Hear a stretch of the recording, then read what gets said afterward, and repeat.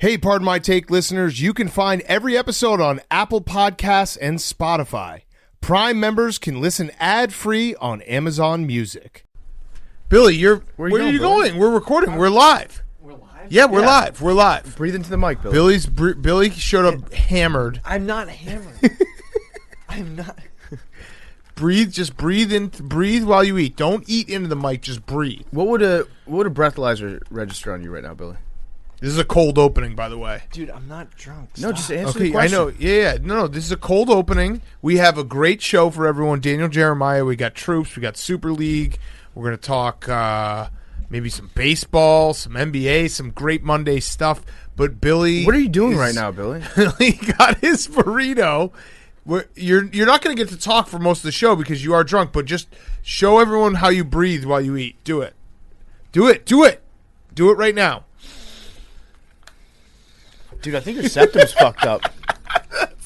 That's such a jacked up nose, dude. It's so fucked up. My nose is so fucked up. No, we're not talking about the size.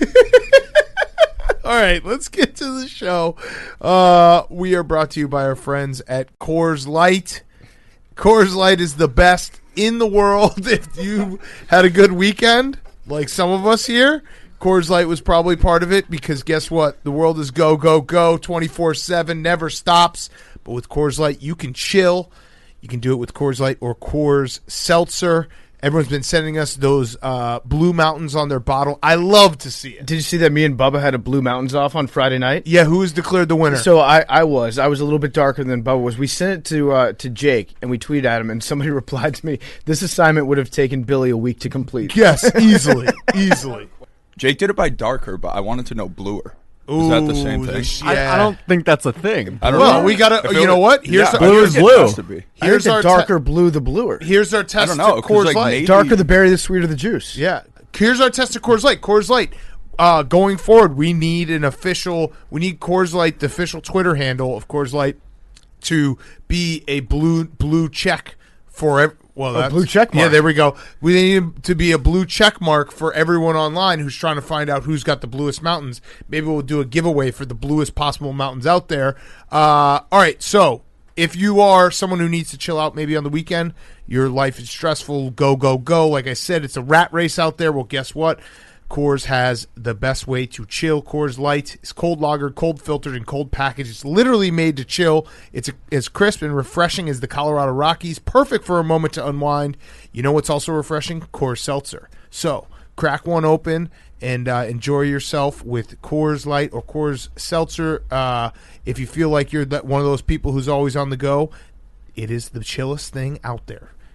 Literally made for those moments because everyone likes variety. Coors has also introduced refreshing Coors Seltzer with flavors like black cherry mango and lemon lime.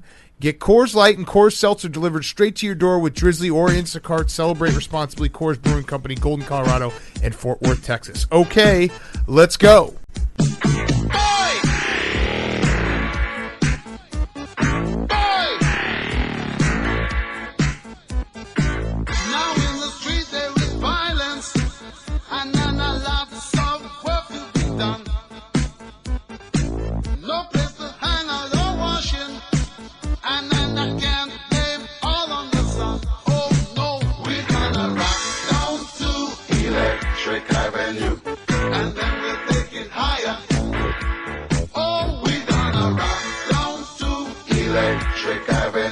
It's Pardon My Take, presented by Barstool Sports.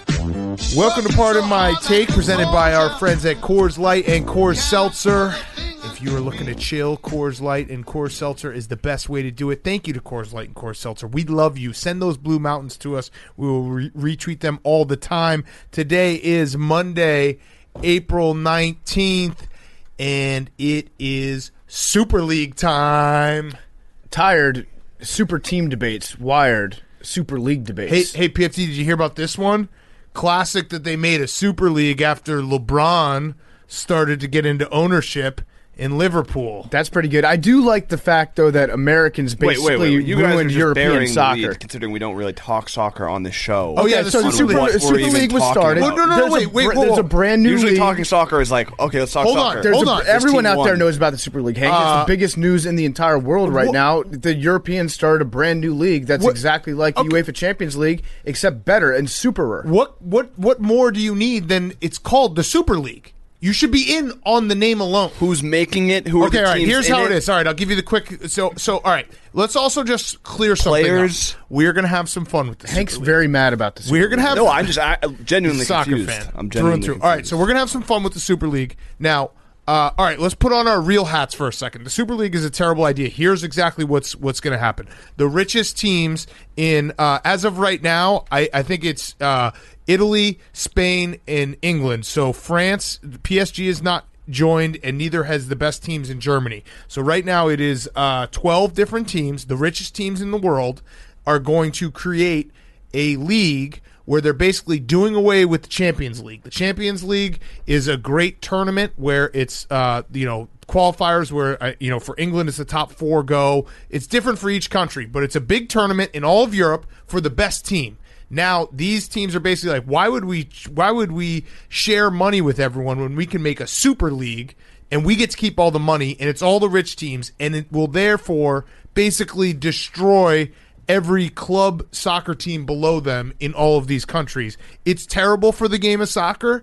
It's going to ruin the game of soccer, but in terms of a troll factor, it was made for this show specifically to talk about how American innovation has finally come to soccer, and now we have a Super League. Hell yeah. Listen, if you wanted to be against the formation of a Super League, then you should have called your league the Super League to begin Totally with. agree. You left yourself wide open to getting Totally cut agree. by that. The Super Bowl is called the Super Bowl. There's no game that can be adopted by the NFL that could come Can't do in it. except the Pro Bowl, which is amazing. Pro Bowl, but that's Yeah. that's business. It's business. Super Bowl is everything. It's everything. So you should have named your league the Super League to prevent that ahead of time. Now, I think it's very funny that you can trace this back to Americans Of ruining course. European soccer Duh. because it's like the Glazers that really wanted to push on this. And I think John Henry, right? Yeah, probably. So, yes, this is a great way for Americans to just remind everybody that if you give us enough money and put us in any global situation, we will fuck up your personal lives. Yeah, we'll make it America, which is just super. I do think that the governments of these Write countries that down, Billy. might just be doing it to create more confusion around the tax laws Well- so that they can create more revenue because you know that every single super millionaire soccer player in the Super League Yes. playing all these games in different countries, they're not going to be paying their right taxes. And there's nothing more than governments love in Europe than just boning the highest profile superstars with $20 million tax bills. Hank, question. You mentioned the Champions League. You didn't say anything about the Premier League. So Where do they factor into this? So the decision? Premier League is what would get ruined, Why? And the same thing in Spain and Italy, Serie A and La Liga. So essentially, it's soccer's actually kind of fucking sweet how it's set up right now, where the little guys can quote unquote compete. You get a Leicester City situation, right? But you have a league where it's 20 teams, and then there's relegation. Essentially, this is all happening because the money from the Champions League isn't locked in. You have to qualify every year. So if you are, for instance, Arsenal, who we will have Troopz on the show, they are not going to qualify. Well, unless they, now this is getting confusing because they could still win the Europa League. But they're in the middle of the table this year, right? So they might not qualify for the Champions League. They might not qualify to get all that extra money being in the Champions League. So they're essentially saying, let's cut out the middleman. Let's not deal with qualifications. Let's just make the Super League, and we will all just be super there and get all the fucking money. Yeah, so it doesn't really it kind of removes the whole threat of relegation. Right. Because when you have the richest teams already locked into the Super League, they're not going anywhere because they're the biggest brands, they generate the most money. So it doesn't matter how good the teams are. For instance, West Ham is better than Arsenal this year. But still, if you're the top of the EPL table, you're not going to get into the Super League because those spots are already set in stone amongst the highest profile teams, which will then generate more money and then get better and better and better as, in theory, the rest of the team will get worse and worse and worse. Generally speaking, I'm in favor of any European conglomeration that doesn't involve the Germans. I feel like it's very funny that they left the Bundesliga. They're going to be involved. Like, so the theory is there's teams that are going to the best teams in Germany and France.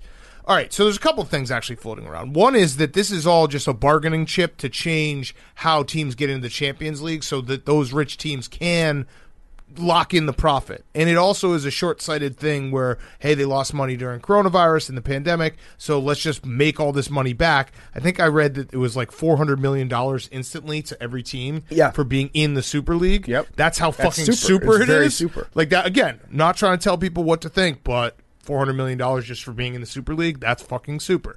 I don't think it will happen. I don't think it's going to happen, but it does suck if it does happen. It's happening. Well, Wasn't there an they've announcement announced that it's it. happening? So now there's basically, this is how fuck soccer is.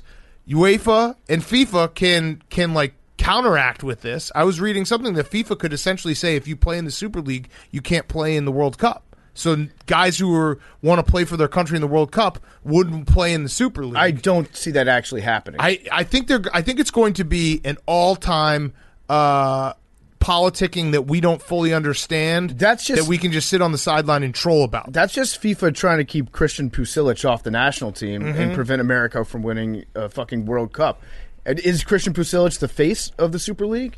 Well, Chelsea's one of the teams. Many people are asking. But I think that, so Hank, to kind of equalize it to American football, it would be like, it isn't a perfect correlation, but if the Dallas Cowboys got into the playoffs every year, just because they're the Dallas Cowboys and they're the biggest brand in the NFL, regardless of how good they are, that's kind of what this is like. I think the best correlation would be baseball because there's no real salary cap. So it would basically be saying the top 6 teams in baseball. Let's just say the Dodgers, the Yankees, the Mets, the Cubs, in terms of just salary, right? Like I'm not talking about how good they are. The Red Sox and I don't know whoever else is like top in the league in salary. Basically say we're starting our own league and Houston, and they're just completely separate from everyone else, and they start their own league where they all make a shitload of money and they get their product on TV all the time, and then everyone else sucks. What they don't realize is, like, if you made that league, someone's got to be the bottom of the league. So that's the funniest part about the Super League is, like, Arsenal's going to join, and Arsenal's going to be the worst team in the league. Yeah. So they're going to get their shit kicked out of them, but they'll be in the Super League. So, like with Tottenham, they let Tottenham in despite the fact that Tottenham hasn't won an EPL title since like 1961. So it's like it would be like if they made a Super League of football and they're like, we're going to include the Jets because they've got a big market. Yeah, or the Cowboys who haven't won in forever, but they have the most money. Either way, we probably got a lot of this wrong. It's just most of it. Also, well, I didn't want to correct you in time, but you mispronounced it. It's Leicester City. Leicester City, sorry. So Leicester City. So Super League, we'll talk to Troopz about it, who will give us a little more insight into how terrible of an idea it is. Again, when will we know whether or not this is happening? I think it's 2023 was the proposed start. A lot can happen in 2 years. Yeah, a lot can happen. Here's the thing, though. The way it was the thing was announced, and it was like games will resume when we can. I thought it was going to be like a month. The Super League's a very terrible idea in terms of like the sport of soccer and like all these other teams are going to get fucked with it. But again, it is a gold mine for trolls like us because this is it's essentially just Americans saying we know how to make sports better and taking a sport that's been around forever and all the traditions and all the funny quirky things with like, you know, the different levels in England soccer and being like, no, fuck all that. Let's just make it like the NFL and we'll all get to keep our TV money and it will be sick because it's the Super League. So in that respect, we're in on the Super League. It's also just a very cool name. Hey, what Super League team should we choose to be our team? I'm saying like you can have now an EPL team and a Super League team. Wrong. I'm just a fan of the league, right? Because we're all going to win. We're Rob Lowe's. There is no teams. You just root for the Super League. The relegated team that you own will now be back in the Premier League. Could be. They kicked out so many of the good teams. Yeah, I want to say it right now. I was asked to join the Super League as owner of Swansea. I said no. Man of the people. Yeah, there it is. Quote that. Put that out there. No, actually don't, because then there's like a section of Swansea fans that think I actually have any say Just whatsoever. say it was your idea. Yeah. The entire Super League was your idea as owner of Swansea. I think get that on a quote card. Killed. I think so. Here's the thing where it gets like a little bit serious because obviously you're right. It's a bad idea. And it's going to fuck over all of European soccer. It's going to make the sport completely different. But it'd be very funny if they did change the rules to make it more like American football. If goals were worth more points. If you could have one guy who was in charge, like he could actually pick up the ball, who wasn't the goalkeeper. You get 2 points if you win an away game. 2 points if you win. Yeah, I just hoping that they make VAR more part of the game in the Super League because as soccer fans, that's what we like the most. Oh, I can't wait for the takes of like this is global. This is globalism. I've reviewed the documents. George Soros is busting in fans to the game. It's gonna be fucking sick, dude. Super League. Just they should do? They should have one floating spot in the Super League that's reserved for the FIFA Player of the Year. So, like, even if Messi wasn't on one of these teams, then his team would automatically get in every year. Yes, it's just so funny to be like, this is a really stupid idea. No one should be in on the Super League. It's going to ruin soccer. But then having the other like side of my brain be like, but it's the Super League. Also, games should be played at like 7 p.m. American time. And more commercials. More commercials. More commercials. Commercial breaks during the breaks in the action. Every 15 minutes, a commercial break. You should have a dancing robot that wears soccer equipment that just appears on the field out of nowhere. Imagine if they did a commercial after the kickoff. Yeah. Paused it. Yeah. It's like the little pass. Pause commercial. I'm in for it. Super League is a blank canvas. We Americans can make it whatever we want. It's our league now. It is our sport, as everyone knows. It's truly the American sport. All right. What else we got going on in sports? There was a big fight. Fight on Saturday night. God damn, was it bad? What a great 2 hours of television that was, though. Well, between the concerts, yes, because I only tuned in for 2 hours. I tuned in for 2 hours of it, so I actually didn't get to see Oscar De La Hoya being the in real life I Love Cocaine bear, but dude, he was his face. A lot of people were saying like Oscar De La Hoya looks like he's had a lot of plastic surgery done. I think his face is just so swollen from the drugs that it has made his skin tighter. Right. His face looked like the mom, like Stifler's mom in American Pie. So essentially what happened was it was a broadcast that everyone, you know when someone leaves ESPN and they're like, hey, now I can really take off the guardrails here. Like we can say whatever we want. They were able to swear on this broadcast and also like talk about weed and all this stuff. And then they just did it so much that it was horrendous to listen to. They were talking about Snoop Dogg smoked a blunt. Crazy, I know. And they couldn't stop talking about it for like 3 hours straight. Oscar De La Hoya got on there, said fucking a million times, kept on saying baby. And it was just weird and terrible. And then I disagree. The fight just it took forever to get to. I disagree that it was terrible with Snoop Dogg because Snoop Dogg, I could listen to him recite anything. He could read the phone book and it would sound amazing. Snoop Dogg is probably the coolest person in America. Just everything that comes out of his mouth happens to rhyme with the last thing that he said.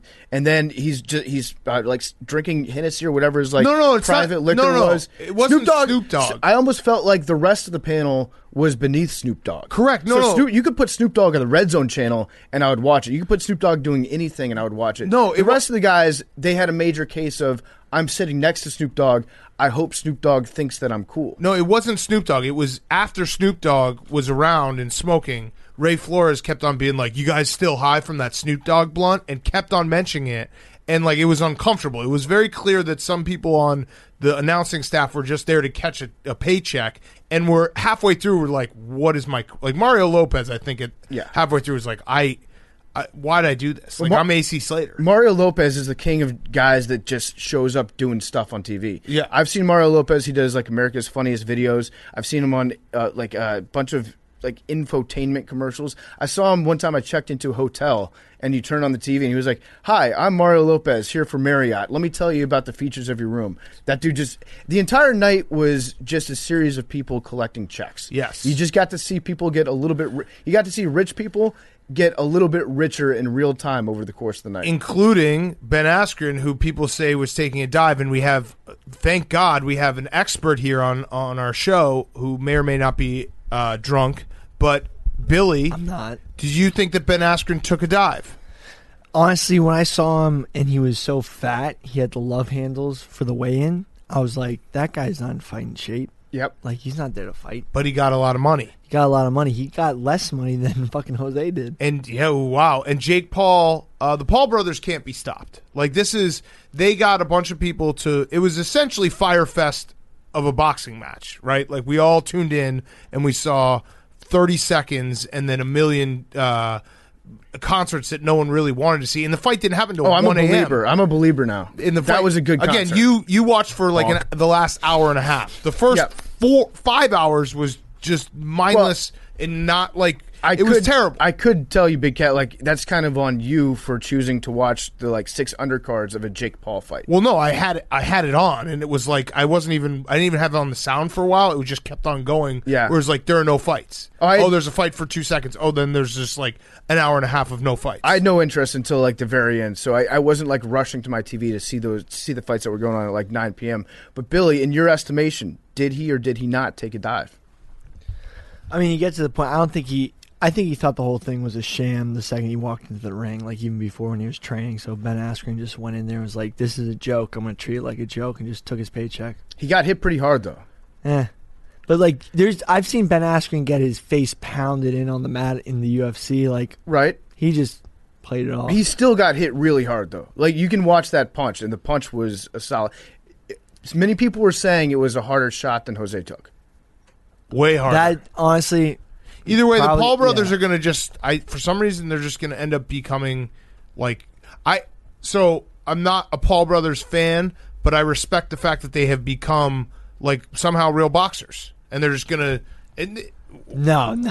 They're paying. No. They're doing pay-per-views for fucking insane money. He's 5'7". What? Jake Paul's 5'7". If I got into a ring with him, I'd literally kill him. I think he would. I think he would actually murder you. So you're saying you're a real boxer? No, I'm not. I'm far from a real boxer. But the guys I train with, I get in the gym, and they say that they would beat the shit out of Jake Paul. Like these are gold. I think Ben Askren was going to beat. No. These are 17-year-old Gold Glove boxers, and they're like, this guy's a joke. Everyone said you could do it. Okay. Yeah, but none of them want to actually fight. That's the difference. Billy, hold on. I'm not saying he's a real boxer in the fact that he's going to be challenging for the heavy or whatever middleweight title of the world. I'm saying that they have found a way to get paid real significant dollars as professional boxers. Whether you want to say that that's bullshit or not, I don't care. They have literally invented like an audience for them boxing random people, and you at least have to tip your hat to it. They've recreated WWE. In a way, they made their own Super League. Is what they did. They Super League wrestling. They figured out a way to monetize beating the shit out of people that can't beat them up.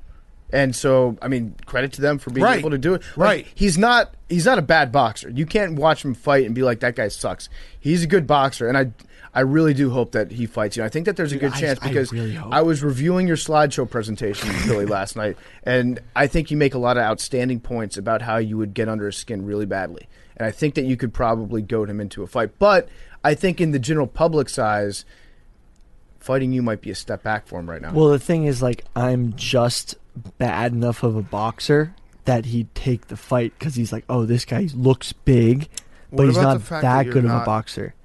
So I might beat him. He's as big as you are. What about the fact that he fought an NBA player, he fought an MMA champion? All of them are under 5'6". But you have no clout. I feel like we keep getting back to that point, and it's just like no one wants to mention that part. I have no clout, but I would love to fucking same. Do you see his mentions? It's 1 million people saying "Fight me next." True. And where were you? Where were you? No, last night in his mentions. You should have been there. No, I'm just saying. No, I know. People want it. They're there. Like, you gotta make the app, the Fight Paul app. Yeah. Look, it just left me wanting more, more fighting with like funny commentary and like, just better action. Interesting. With maybe a way to bet on it on playbarstool.com. If that was what do you mean? Oh yeah, we have Rough and Rowdy Friday night. There won't be a million concerts. It will just be wall-to-wall action. 20 knockouts. Fights. Do you see Vito Torpedo's fighting? Mm-hmm. Who's maybe the greatest I don't even know how to describe him. He would beat the fuck out of Jake Paul. He's like 400 pounds. He's like weaponized Frank the Tank. Yeah, he just takes punches. Beast. He eats punches for a living. So Rough and Rowdy Friday night, buy rnr.com and do it on the Play Barstool app. Billy, final question. Was Jake Paul in war mode? No. He had a fucking robot. That was sick. That was though. amazing. The robot was so the coolest part. Like that's the other thing is as much as you want. I know the inclination. Ready for this, Jake? The inclination is to hate on these guys, but then they bring out like robots and stuff, and it's sweet as fuck. How you like that, Jake? I love it. There we go. They automated their hype man. Yeah, it was amazing. Bullshit. Do you hate? You don't like the robot? Jake, would you take a job calling a Paul fight? That'd be fun. Yeah.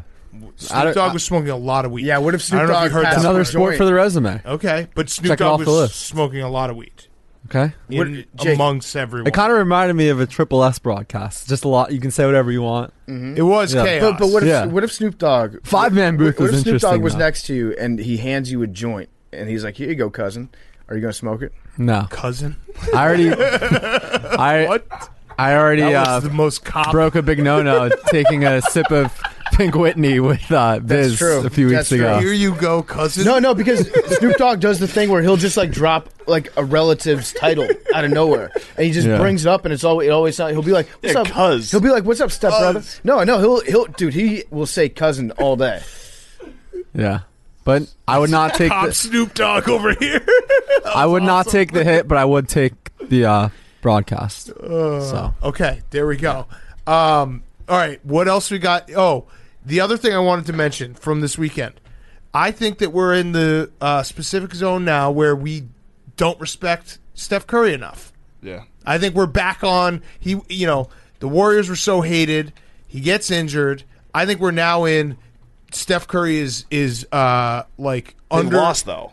Yeah, no, but he's been on an insane tear. I'm not Yeah. even talking about on Saturday night. I'm talking about like his. I think what does he hit? Was it like 45 threes in the last week or something? Or no, maybe it's not that many. Well, it's an insane amount. When I saw the stats of how he became the Warriors' all-time leading scorer, but then they had to compare him next to Wilt Chamberlain. Yeah. It was like Wilt did it in literally like half the games that Steph Curry did. I do think that we're reaching the point where we're ready to build Steph Curry back up after hating him for a while for being on a super team through no fault of his own, really. Like, Correct. sorry that he was so good that people wanted to join the Warriors. But now that they've had a couple years down, now it's like, oh, Steph Curry redemption tour. Despite the fact that he's never really been bad at basketball. No, right. He And- hasn't had like down years. When he plays, he's always been a top 3 player in the entire league. And we're at the zone where it's like, hey, maybe we should just remember the fact that we're watching literally the greatest shooter of all time play basketball. So we should just enjoy that and be like, holy shit, Steph Curry is awesome all the time. Mm-hmm. So he's in that camp now. 44 threes in 5 games. 44 threes in 5 games. I also saw the stat that Steph Curry could go 0 for 500 in his next 500 3-point attempts and then retire, and he would still be ahead of Ray Allen. He should do that. And then he could go 0 for 600 in his next 600, and he would still be retire, and he'd still be ahead of Reggie Miller. That's insane. That is nuts. It's Yeah. fucking insane. He is that much better of a shooter than everyone else in the history of basketball. It's like it's actually mind-boggling that we don't respect him enough. So I'm gonna write that down, Jake. We got to respect Steph Curry more often, and just A date or just random? no. I think it's more Just of a in general. yeah. It's like God. It's just everywhere. Okay. You know, be like, reminded it's of his presence Right. frequently. Yeah. But I'm still going to blame him for ruining basketball at the collegiate level just, sure, and the AAU level. sure. That's so fine. he's a net negative on the game. You can do whatever but he's you want. Still great. Right. I'm gonna start appreciating him more in general Also- as a ball is life guy. Big time shout out to Zion for just knowing exactly what he was doing when he Mm-hmm. was taking that press conference today. And somebody asked him how he felt about playing in New York, and he put the smirk on his face immediately, and he was like, "I know exactly what I'm about to do." He goes, "Thank you for asking me that question." Then went on for about like a minute and a half talking about how New York City is his favorite place in the world to play basketball, and then threw in at the end like, besides New Orleans, obviously, and then went back to sucking the Mecca's dick Yes. and being like, "I love Madison Square Garden. It is the best place in the world." I mean, he's got to become a Knick now, right? He just wants to play with RJ Barrett too, his friend. So there's the and we get the Knicks. The Knicks. It's also more the Pelicans front office is like a disaster. I think he's just trying to, stir the pot. Yeah. The Knicks Twitter too. I'm enjoying it right now, but that's a classic case of if the Knicks ever get really good, people will hate the Knicks so goddamn much because they're kind of the darling right now because it's been so long. Yeah. But you forget how many like people you follow and people in like media are Knicks fans. until the Knicks start getting good again. And you're like, oh shit. Right, they're harmless right now. So when they do something average, you're like, that's cute, and you give them a little pat on the head. But yeah, if the Knicks ever become a juggernaut, no, I'm out. I'm out of the Knicks. And Tibbs is an insane coach. He's just, his coaching. He's just fucking awesome. Their roster is not that good. He's that good of a coach. You know what the Knicks should do preemptively? If they do plan on getting really, really good, to kind of get ahead of all the people that will be hating them, they should just sign Boban. Because you can't hate a team that has Boban on it. True. That's a fact. Or Lou Dort. There you go. You could be booing the Knicks. They could be going for like their 5th championship. If you put Boban in the game and he starts dunking without jumping, everyone's going to love that. Yes. I love Lou Dort so much. He had such a Lou Dort night tonight where he had 21 points in the first quarter, 5 for 5 from 3, and then finished the half with 22 points. That's what he does. It's Dort ball. He'll just all of a sudden you'll be like, Lou Dort is on 80-point watch, and you'll tune in and he'll have like 23 points 11 minutes into the game, and then he'll end up with 32. Lube up? Yeah, it's fun, dude. The torture chamber. Get in or get out. Yeah, he's got 27 points right now, and there's a minute and a half left in the fourth. He had 21 in the first quarter. Lou Dort is just when he gets fire, there's nothing more fun. It's also just fun to say Dort. Yeah, of course. It's the torture chamber, the Dortula, the Dortula. Yeah, the Dortula. He's taking it over. There's a Dort Hog meme. Okay. Where he looks like a warthog, the vehicle. It's fucking sick. Dort Minor? Yeah, there's so many Dorts. I love Lou Dort. And just, the LU is also the best. Dort license plates? Yeah. Lou Dort. Yes, exactly. All right, let's get to who's back. And then we have Daniel Jeremiah coming up. Great draft talk with him. And kind of speed you up on the draft, which is coming up in a week and a half. And then we have Troopz on. Very emotional with Troopz. After talking to Troopz, I think we are probably going to disavow the Super League as trolls. We're going to have to change our tune. We actually taped Troopz in the middle of before the start of the show and right now. So we're out on the Super League. People listening like to the this name. are going to be so confused. Time travel. I like the name Super League. I'm not going back on that. Yeah. We're in on the name. We stand by the fact that it is a good name for the league. All right. We'll just listen to Troopz. It was awesome. Who's Back of the Week brought to you by Cash App. Cash App is back. The stock market is back. Investing through Cash App is back. Buy and sell Bitcoin. It is back. You can buy and sell Bitcoin on the Cash App. That is the best thing ever. If you've ever said to yourself, how the heck do I get Bitcoin? Well, it's super easy. Just download the Cash App, link it directly to your bank account, and then buys yourself some Bitcoin. And, of course, when you download the Cash App, enter the referral code BARSTOOL. You get $10 for free, $10 to ASPCA. Download the Cash App from the App Store and Google Play Store today and get involved with the Cash App. Okay, Henry. My Who's Back of the Week, our queen, the mayor of Twitter, Chrissy Teigen. Oh. Yes. Returned after like a 6-day big drought, I think, retirement. So it was 23 days? March 24th, this was her one of the most emotional goodbyes I've ever seen. For over 10 years, you guys have been my world. I honestly owe you so much to this world we have created here. I truly consider so many of you my actual friends, but it's time for me to say goodbye. This no longer serves me as positively as it serves me negatively, and I think that's the right time to call something. Yeah. And then on April 16th, so less than a month later, she said, turns out it feels, all caps, terrible to silence yourself and also no longer enjoy belly chuckles randomly throughout the day and also lose like 2,000 friends at once. LOL. So she's back. Translation, I am a narcissist and I'm addicted to this hellhole of a website because I like other people to like me, which is okay, but it's not okay because you did a whole grandstand of your retirement, which was utterly ridiculous. And that part is just... We should be able to laugh at that. I got caught up in Chrissy Teigen mentions because I was tweeting about it when she came back, and I was like, I don't know, like the third or fourth tweet when you hit the trending, and the Chrissy Teigen stands. Teganites? The Teganites. I don't know what you call them. I had one here. I'll do a quick reading of it.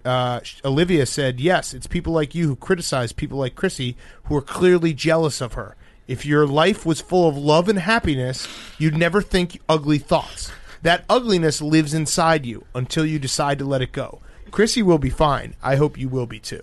I'm glad that there are people out there that are defending Chrissy on this one. It's funny how it did last for 23 days, and we knew that she was coming back. She's addicted to this life. What Chrissy should have done is she should have started a burner account. Like, she should have just gone with @not Chrissy Teigen and then infiltrated all the trolls that always go at her and accuse her of being a pedophile. And it actually would have been very funny if Chrissy Teigen had become, like, so deep into the world of a burner account, getting mad at Chrissy Teigen, that she actually started to hate online Chrissy Teigen from her burner account. Yes. And then she bought into the fact that when she was watching Toddlers and Tiaras, she was engaged in sex trafficking. That would have been the ultimate internet story. She also could have just stopped using Twitter for a weekend. Just detoxed from Twitter? Just instead of saying a big announcement, hey, look at me, I'm off this website, here's just a simple rule in life. If you announce that you are retiring from Twitter, you're probably a fucking asshole who will be back on Twitter in due time. So my Twitter was broken this weekend, and I was kind of hoping it never came back. I couldn't see anything on Saturday or Friday. It is kind of a welcome change when that happens, and you're like, wait, what if it just stayed like this? Would my life be better? Yeah. The answer is probably yes. Oh, yeah, Twitter was broken. Yeah. Chrissy, it's so, like, refreshing, though, that someone who's she's probably close to a billionaire, or I don't think $500,000. No chance. Someone who's super rich, a supermodel. Think about the rice. Yeah, she's think about the rice. A few grains. Billion is a lot. Still misses logging on to maybe the world's worst website and getting roasted every day. Superstars are not that different from you and I. So welcome back, Chrissy. She's like the KD of celebrities, although not without the skill. How is she like KD? She's addicted to Twitter and Yes, social media. Yes, she's a loser, just like... Remember I said this last week, how everyone online is a loser? Whether you're on Facebook, Reddit, Twitter, Instagram, everyone has their subsection, and everyone looks at the other subsection. Jeremy Renner's website? Could you imagine tweeting all day as you angrily yell at someone on Reddit or Facebook? We're all losers. So once you admit that and accept it, you can just... be a loser and live your life. That was Chrissy's biggest thing. She thought she could go legit. She thought she could be not a loser anymore and be like, oh, I'm going to leave you fucking cretins over on Twitter and I'm going to go live my wonderful life. We pulled you back in. You can't fucking leave. We got you. We got our claws in you. You're a fucking loser like us. It is just amazing, though, that at the end of the day, you could have all the money in the world. You could have true love, like her and John Legend have, and they'll never, ever break up, ever. They're the perfect couple. They're goals. Shame. They're goals. But at the end of the day, you still want to get, like, a blue notification on your phone reminding you that, like, a celebrity has retweeted you. Yeah, you want the likes and people to reply with the lols and people like Team Chrissy and this is great. There's also the diet version of doing what Chrissy did, which is making a big announcement that you have deleted the app from your phone. Right. That way you don't have to actually delete your account. You can still have it on your desktop or on your iPad. Or on anything else. But if you just, like, make a big grandstanding statement about, I have deleted the Twitter app from my phone, right, you get to have that moment where you're like, look at me, I'm doing something powerful, but you still get to stay logged on and online. Right, exactly. So it's good to have the mayor of Twitter back. Welcome back, Chrissy. My Who's Back of the week is cicadas. Cicadas are back big time, and this is the part of the podcast where Billy pretends like that was going to be his Brood X. So the cicadas are back. The 17-year cicadas. If you don't remember the last time the cicadas were around, they're about to change. They're about to turn the entire fucking world on its head for about 2 months. Basically, there are going to be millions and millions of slow-moving, loud insects that just ruin everything in every East Coast city and in the Midwest. I don't know exactly where the location, how far west they go, but I do know that you're going to get a lot of cicada content coming up. You're going to get people that start doing, there'll be TikTokers that are like, here's how you cook cicadas, because apparently cicadas are delicious if you want to eat a flying vuvuzela with wings, which is what they actually sound like. So they're going to ruin the outdoors. Yep. They're going to ruin, there's probably going to be a cicada delay in a baseball game at some point this season. Yep. But I'm very excited for the influx of cicada content to hit the internet. For the first time, really, since we've had this internet, we're going to get just a deluge of blogs about cicadas. I just love that there's different broods. Like Brood X is coming, but I saw like Brood 8 is still 3 years away. 2004 is the last time we had a brood this big. It's going to be insane. Damn. Keep an eye on your pets out there, too, because they're delicious. Dogs love eating them because they're slow and they fly like really close to the ground. And they all die. And so your dog's going to try to eat a lot of them. They'll block your dog up real bad. Your dog won't be able to shit if it eats too much cicadas. Cicadas are gross. So, Billy, so gross. Keep an eye on that. Don't let Whitey be going to Munchtown on these cicadas. Okay? I know. Yeah. That's a good... Cicadas are the worst. It really is a plague. I'm kind of excited. Well, yeah. We know you are. Because, like, think about it. Like, more animals to fuck. No. It's just like sometimes new shit happens. It's fun. Yeah. You are young enough that you don't even remember cicadas. Like, I was 5 last time. Right. Yeah, you're going to be sick of the cicadas in about 2 weeks. Yes. I will, but Big it'll be time. fun when it first shows up. Like Big a snow day. Yeah, like a snow day. All right, my Who's Back of the Week is Billy is back, and the Yankees are back. The Yankees suck. Billy, you were at the stadium on Saturday. How'd it go? I had to leave early. Yeah, okay. Why's that? Were you asked to leave early, Bill? Yes. Okay. I was with a large group of people. Mm-hmm.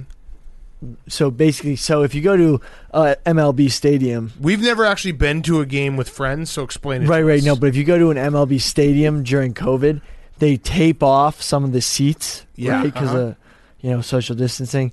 So some of my friends basically, uncut the tape because we all arrived as a group, and we're sitting in the wrong seats, and then they like kicked us all out. Okay, so Legend. you decided to break safety protocols. Yeah, but like they made us all give tests, and everyone was basically vaccinated. So Everyone was basically vaccinated. I think that's the scientific phrase for it. Yeah, Everyone was you had to basically vaccinated. to get into the game, you need a negative test or a Basically vaccination vaccinated. card. Or you had to like fake a vaccine or fake a Photoshop No, a negative test. if you're just basically vaccinated. I'm pretty much. We had a couple vax in the group. guys. Here's what's covered in Dude, basically all my homies are vaccinated. vaxxed. Here's what's covered in basically vaccinated. It's people who are vaccinated, people who've had 1 of 2 shots, people who are thinking about getting vaccinations. People have made their vaccination appointment Yep. but haven't gotten it yet. Think people who Antibodies. Antibodies. People who are not gonna get a vaccination but are not anti-vaxxing, so Also- they're not spreading yeah. anti-vax stuff. That's basically vaccinated as well. People who are healthy but they swear they're not going to go visit elderly relatives anytime soon. Yeah. Yep. People who, the people who are healthy, unvaccinated, but they're like, all I'm going to do is go to the bar and maybe a couple restaurants, but that's it. That's basically vaccinated. If you go with a group of people and you're like, listen, we've all been hanging out, just us together. We're a for bubble. the last year. It's our so pod. This is our bubble. We're going to the game in unison. Yeah.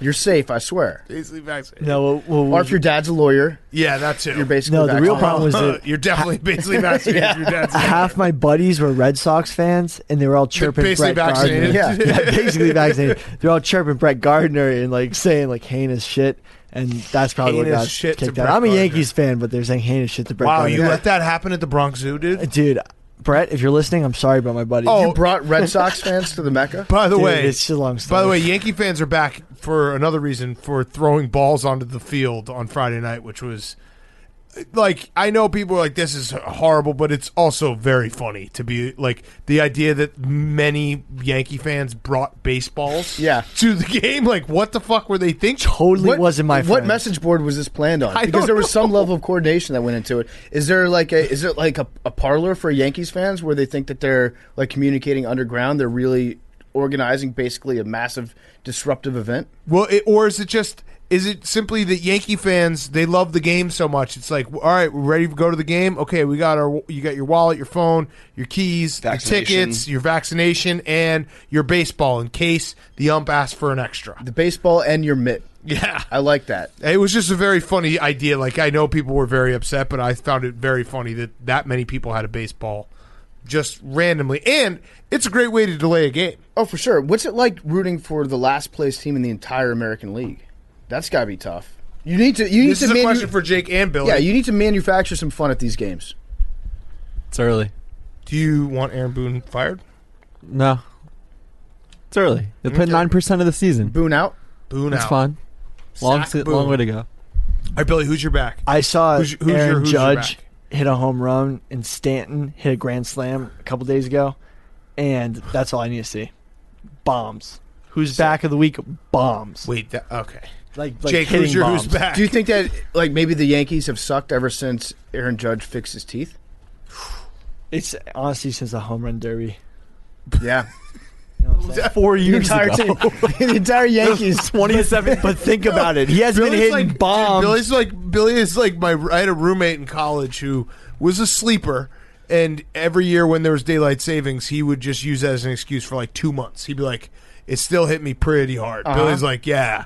Aaron Judge, like, but it's the entire team too. Yeah, like all the Yankees having to watch Aaron Judge hit the ball that far, they're like, "Fuck, I'll never be that good." So they all got bad too. The year is 2035, and Billy's still blaming Aaron Judge's 2017 home run derby performance for the Yankees' woes. By the way, what do you guys think about this for the vaccination stuff? What if we all got our second dose of the vax on the same day, like a Wednesday, and then we just did a show on Thursday where we're all just like deathly sick? You mean like That'll be me this Thursday. Oh, like getting coronavirus, like I had? Yeah. Yeah. I'm not trying to say that people stole valor, but Billy, do you feel a little bit when people are like, "Oh, the second shot made me feel so bad"? Yeah, like having it, dude. I try. Well, Billy never tested trained positive through the fight. No, I have a positive. Yeah, test. he did. Yeah, I trained through the fight. It's crazy. Yeah, it You is got crazy. corona twice. I think about getting punched in the face while having. Imagine if coronavirus. Jose was actually not taking a dive, and that could have been a Dude, whole different honestly, situation. like, I feel bad for Jake Paul because he got robbed of the opportunity to compete. That's all I gotta say. All right, Jake, you're who's back of the week? This is wild, but the Boeheims are back. Yeah, and they yeah. are reunited. So wild. It was the wildest post. I saw Buddy Boeheim put out a tweet. It's him. He's first of all, Get ready for that picture. he's like 3, and he's wearing Syracuse gear. What? Yeah. So he knew Crazy. all along. And then he ends up playing for the team when he gets older. And then his brother is now on Syracuse Also? too. And his brother was wearing Syracuse gear too. And get Shut this, up. their dad's the coach. No, That's wild. No, That's wild. It is wild. So yeah, he's transferred from Cornell to Syracuse, and Wild. it's gonna be a wild year. It's wild. That's fucking Wait till wild. November, but yeah, Yeah. wild. Oh man. How far is Ithaca from Syracuse? Under an hour, I think. Not too bad. Yeah. There you go. No. All I know is Ithaca is gorgeous. That's what they say. Yep. Because there's Cornell. gorgeous. Heard it sucks. 1 hour, 4 minutes. No, seriously. Or it that place sucks in the blows. winter. All right, there's our travel review. All right, let's get to our interviews. We got an awesome NFL draft prep with Daniel Jeremiah. Then we have Troopz on the show. Before we do that, it's truly amazing what they expect us to share online. Like, why do you need my location, birthday, and mother's maiden name? What are you going to do with it? Who else is going to get to see it? The truth is, no one tries to be unsafe online. But, as we all know, every time we give up info and privacy, we may be giving up a little safety too. That's why everyone needs Norton 360 with LifeLock to help keep their digital life safer. It's got device security, a VPN to keep your Wi-Fi activity private, and identity theft protection all in one. No one can prevent all cybercrime or identity theft, but thanks to Norton 360 with LifeLock, everyone can opt in to cyber safety. Sign up now to save 25% or more off your first year. Head on over to norton.com/PMT. That's norton.com/PMT to save 25% or more off your first year of Norton 360 with LifeLock. Go check it out again. That's norton.com/PMT to save 25% or more off your first year of Norton 360 with LifeLock. Okay, here he is, Daniel Jeremiah. Okay, we now welcome on recurring guest. It is NFL Network lead draft analyst. You can find him on Twitter at Move the Sticks, and on Instagram, he's the co-host of the Move the Sticks podcast with Bucky Brooks. It is the one and only Daniel Jeremiah. We're going to talk some draft. It's great to see you. It is draft season. What is that helmet? Is that the Wake Forest helmet? Oh no! Oh no, dude, it's Appalachian State. Yes. So I've got the two, right? So this is the one that I played in, which by the way weighs like 60 pounds. Like I don't know why they were so heavy back in the day, but this little guy right here is their like patriotic helmet. Yes. Look at that. That beauty. is sick. They the corn wore- cob pipe is when- a nice touch Yes. too. Did they win when they wore it this year? I vaguely. You know what? I think they lost to Coastal Carolina. I think in that I thing lost. this year. Yeah, I vaguely remember losing a bet and being like, "It's because of those candy ass helmets." Do you remember just like offhand? Because I was trying to think of this morning. What happened in 2008 when it was you guys were up 21-0 at halftime to James Madison? Something happened after that. I forget what it was. Do you remember? Oh no. See, I don't take ownership of that because I graduated in 2000, so I don't take ownership of any type of a defeat. Yeah. Mayock used to get on me because his son was at Villanova and they beat App State in the playoffs one year. And I'm like, Mike, I didn't play on the team, man. I'm not going to get offended when you're talking about you beat App State. Like, I'm not. He got you though. He got you good. All right, so let's talk some draft. Let's do big picture first. I love to ask the question: how does this draft rank overall compared to, let's say, the last 5 drafts? Where does it rank in terms of this is a dynamite draft, there's gems everywhere, versus, hey, this is kind of a lean one, and teams are going to be struggling to find value in the second and third round? Well, I think like first round wise, normally there's, a bad year is 18 first round grades for me, like on guys. And then a great year would be 27, 28. So that's kind of like the range. This year, there's I have 22, 23 first round guys. So good, not like the best we've seen. Depth, it's just weird, man, because we've always had like a premier edge rusher, like a top 10 dude. We don't have that this year, and that's such a big position when the way the game's played. So the absence of that to me feels like you lessen your enthusiasm a little bit. But there's depth. There's good corners and linemen and stuff in the third round. Can you explain that to me? Because this is part of the stuff that I love about the NFL draft experts is like when they put their first round grades on things. You just said that like in a good year, you'd have 28 first round grades on a player. Mm-hmm. So there's never a year where there are 32 first rounders who are deserving of being drafted in the first round? Yeah, it's kind of convoluted, but like the way that we would do it with the teams I was with is you would give guys grade on kind of like starters, backups, role players. And so when I say like first round grades, I'm saying like guys that are just, Pro Bowl level players, like guys that have a chance to go to a Pro Bowl, that type of ability. So that's kind of the cutoff point for me when I say like first round guys. I mean, these guys are, quality players. They're going to be quality starters, but if I'm taking a guy in the first round, ideally you'd like to think he has a chance to be one of the 10 best guys at his position. Yeah. And so in that same vein, when you're in a war room, how much do you look at, okay, next year is bigger or the year after is going to be better? How much do you look at it like next 2 or 3 year window versus just, hey, it's this draft, that's all we're focused on? I think the free agency for sure. So you can back up some of your needs with next year's free agent class. So you kind of peek ahead a little bit of what could be out there. You cover up some of these needs you might not address in the draft.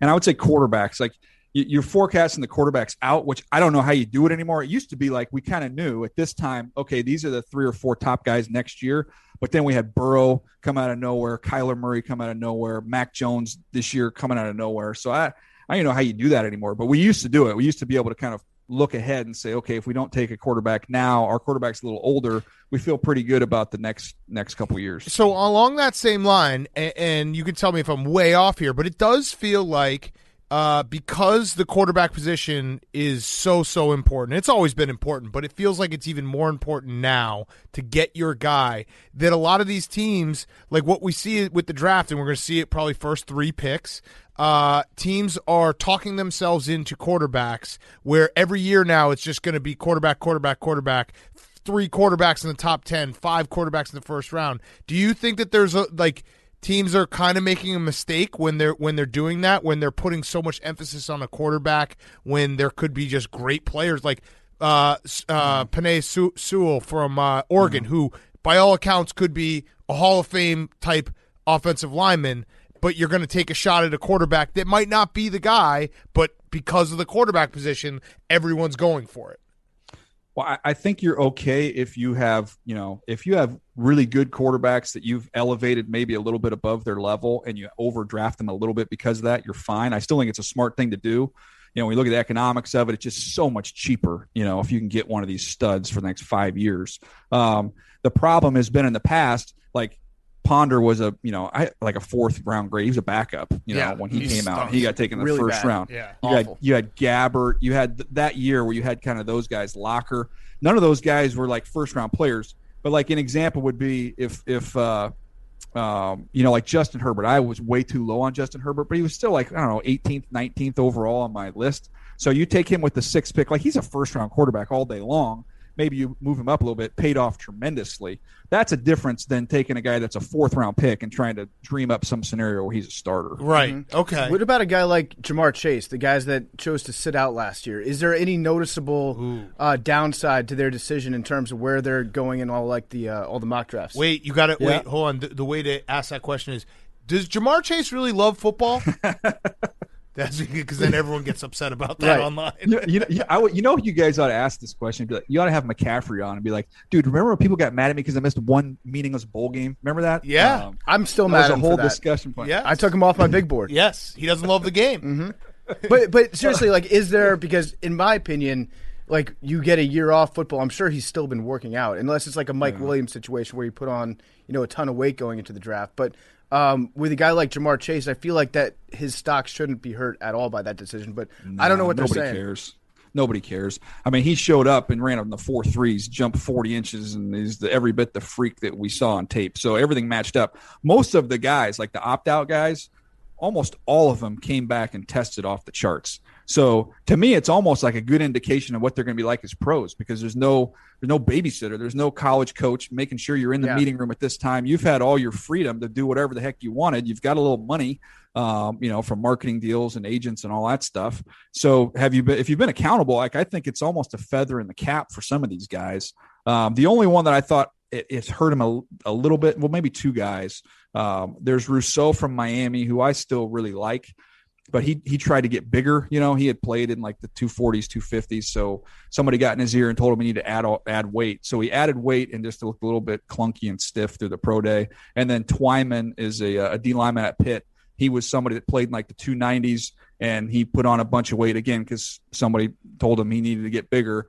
And he repped out 225 a zillion times, but he didn't move very well. Yeah. So outside of that, all those other guys, I mean, Sewell opted out, worked out great. Slater from Northwestern, I mean, all those guys tore it up at their pro days. Yeah. I have a theory. At a pro day, is there any chance at all, because you're seeing a lot of guys this year, it feels like one of the fastest draft classes that we've had in a while. Yeah. At least like with the premier names, you hear about guys running in, the 4.3s, 4.4s that you thought were going to be 4.5, 4.6 guys. Yeah. I think that colleges are making a specific section of their playing field have the like yard markers a little bit closer together. So it's actually they're running a 38-yard dash instead of 40-yard dash. My question, I think that they should be doing that actually if they're not. Is there any chance that like when a scout shows up to watch this pro day, do they actually like measure out the 40 yards, or do they just sit where they're told with a stopwatch and be like, "Yep, checks out"? Every pro day you have to measure it out. So here's why Penn State was on a different level. Penn State, because you can measure out 40 yards, but not if it's on a slope. Then you get so the whole Penn State those guys used to fly and like, yeah, no crap, they're running downhill. Like it's 40 yards, but these guys are literally running downhill. So that was the way that you kind of got away with it. But yeah, if you're a scout and you go to a workout and you don't measure it out, like you're kind of failing at your job. But even if it's on a practice field that's like a field turf field where it's already marked, they still measure those? Yep, and they'll put like a piece of tape in a cone, like half a yard past what would be the 40 yards on the field, because a bunch of them are not lined properly. Interesting. All right, so let's do the quarterbacks. I want to hear what you have, as your rankings. I want to first though tell you our intern has his rankings. He played quarterback, not a big deal, but he did play quarterback. Was recruited at the collegiate level.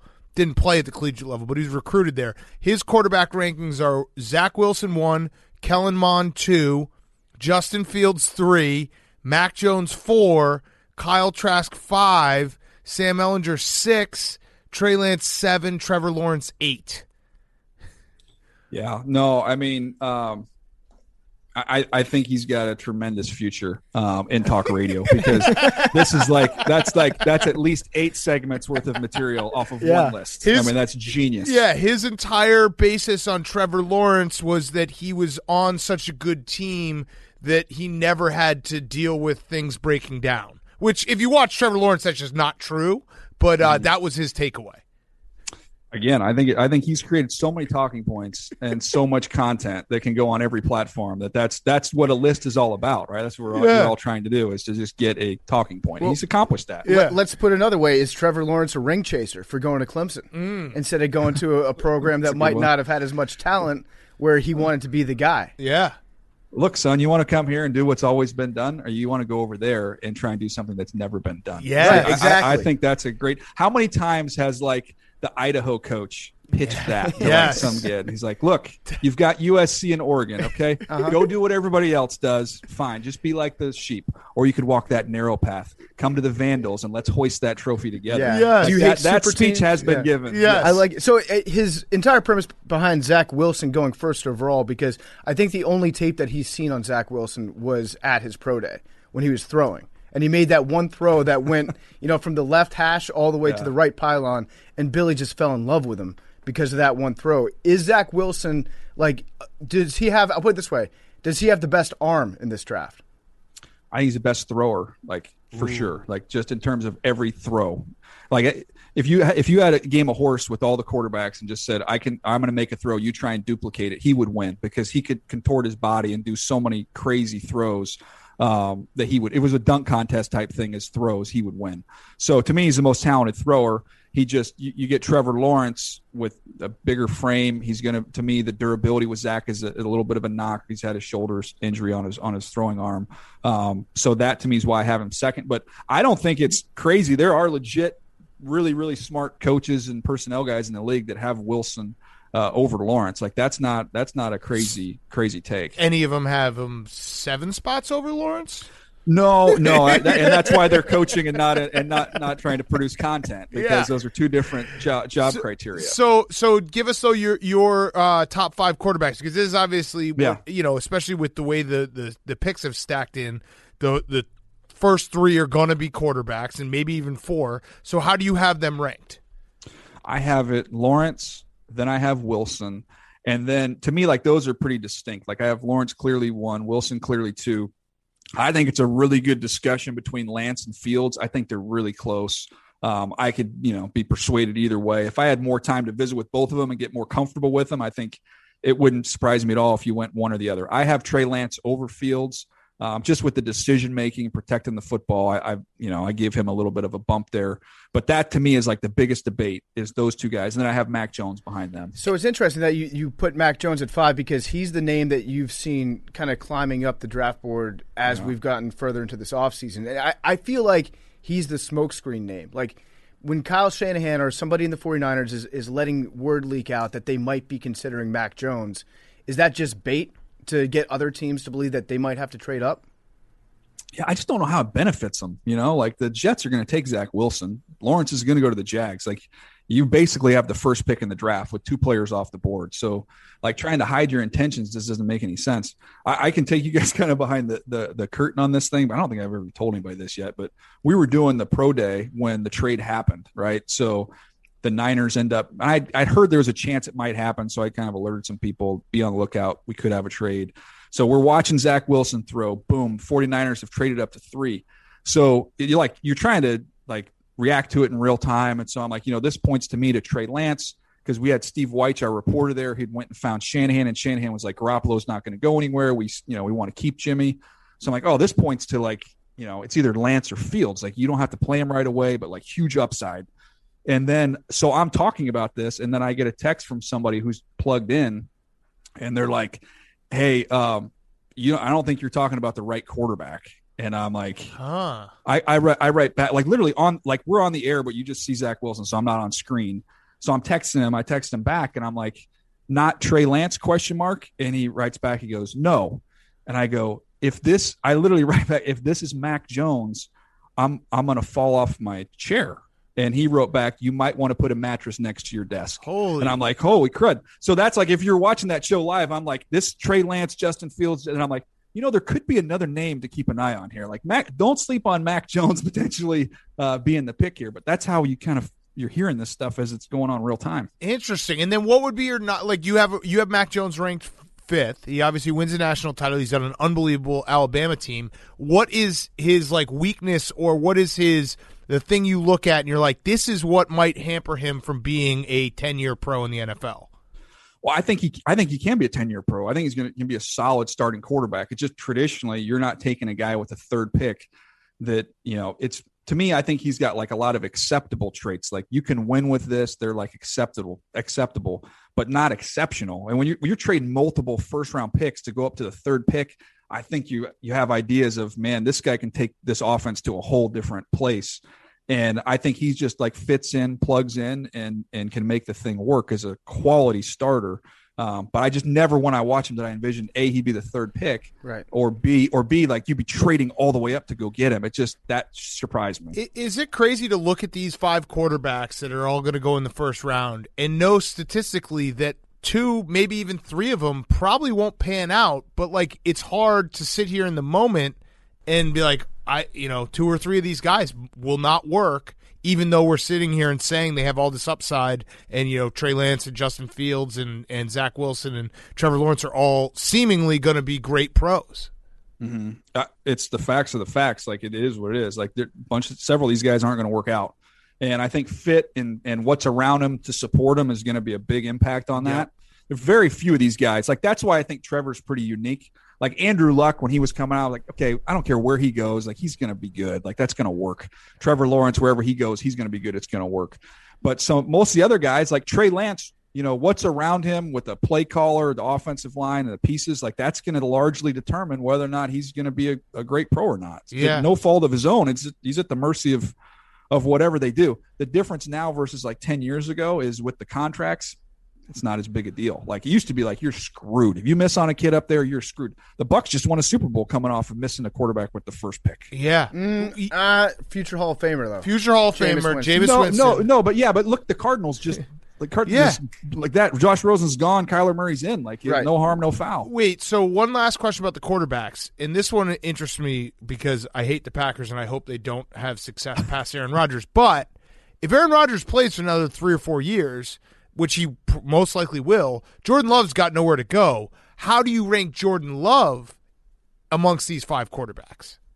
Oh, I mean, that's hard. I mean, coming out, like, just grade-wise, he would definitely be behind my top 4 guys. Okay, good. So him and Mac Jones are like polar opposite players, but grade-wise, it's similar to me. Like, yeah. Because that's an interesting one. Because if you're trying to think like, hey, I don't have a top 10 pick, I'm not going to get one of these guys.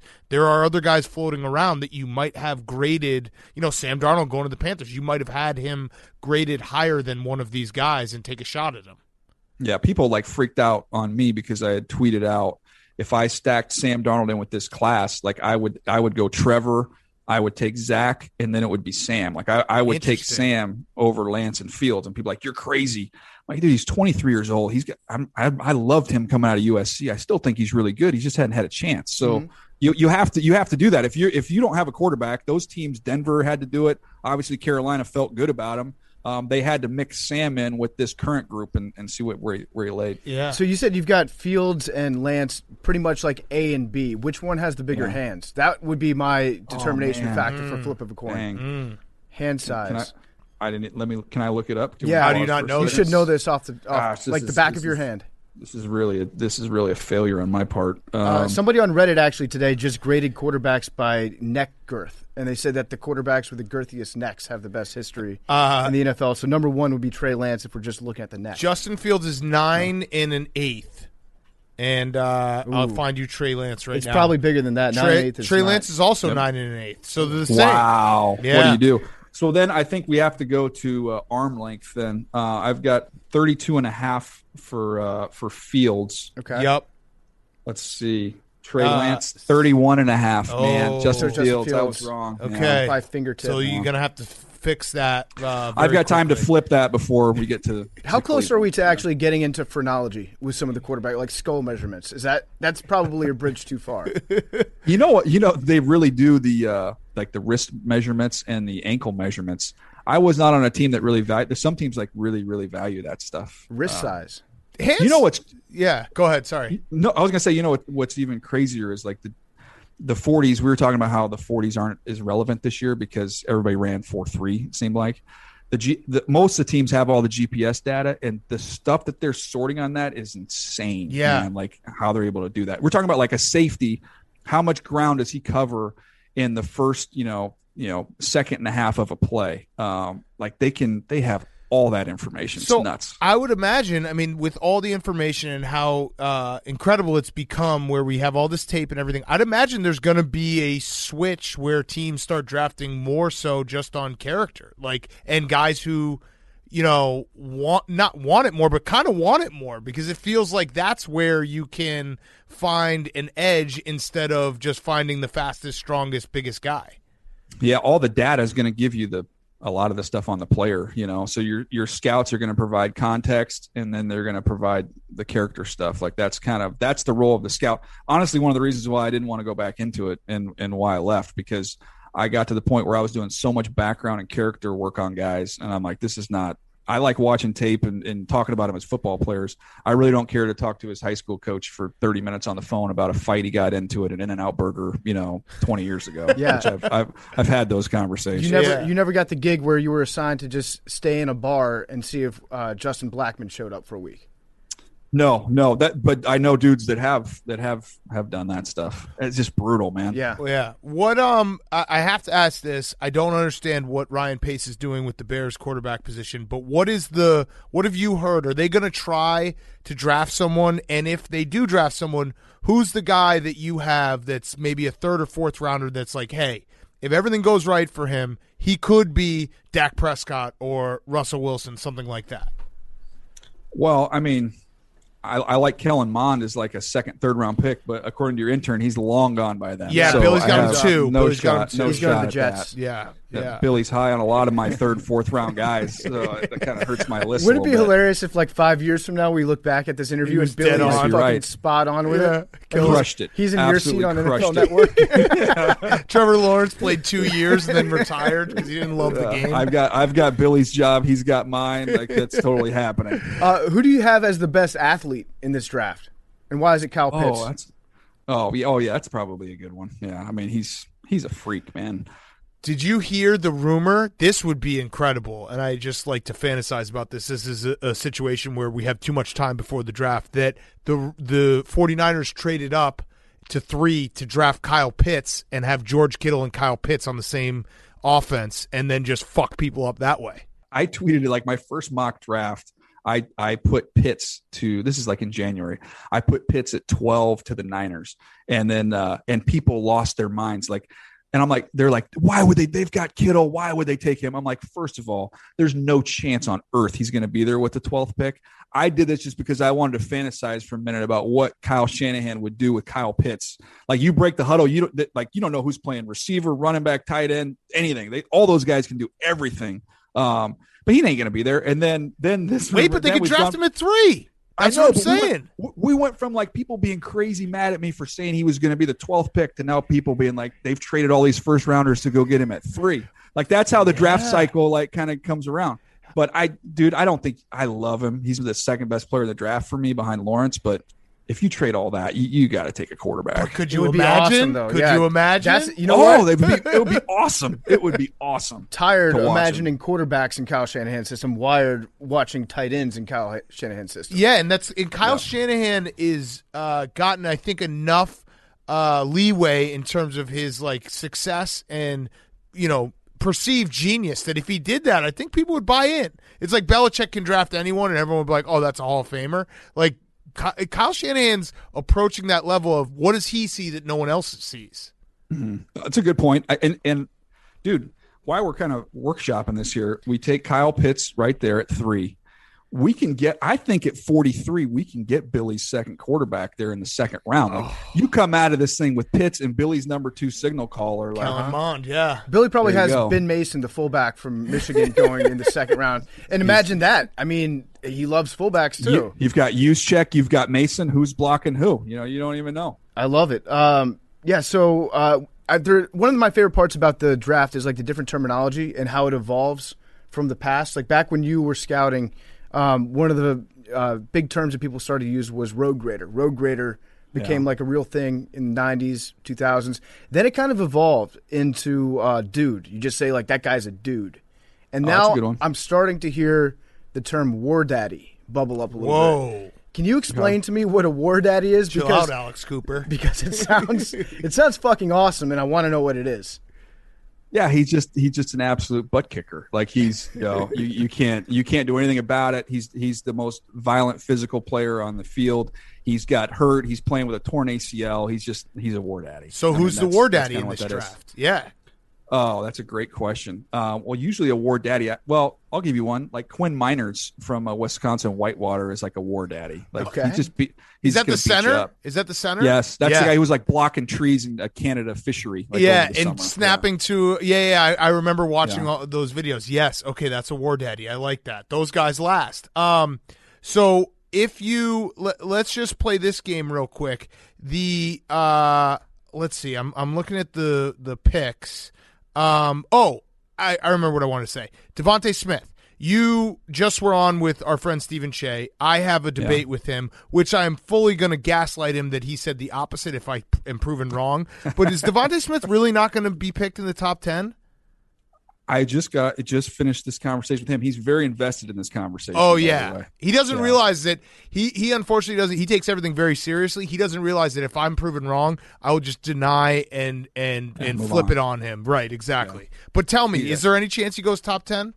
I think that I told him that I think it's probably 60-40 in his favor that he doesn't go top 10. Okay. So, but it's still, you're very much in the game. But like it's Detroit is that's your spot. Why is it? Are his legs too skinny? Well, I think, like I told him, like he's going to be a really good pro. I don't think your frame has anything to do with how good of a player you're going to be, but just historically, the height, weight, speed receivers are the ones that go in the top 10. And this year with 5 quarterbacks, Pitts, and tackles, like that could just kind of push him and Waddle. I think they're like 2 of my top 6 ranked players in the whole draft, but I think both of them could go outside the top 10. See, all you have to say if it does happen, be like, no, I just had him in my top 10. Yeah. I had him, my grade was a top 10. No, I'm just going to gaslight him and flip it and be like, I always thought he was out of the top 10. You said he was in the top 10. His talent was good enough. His measurables, his speed. Yeah, I've already started that process, to be honest. By the way, do you guys want me to send you? I have from when I was with the Ravens, we had a scouting, like a seminar type thing at training camp one year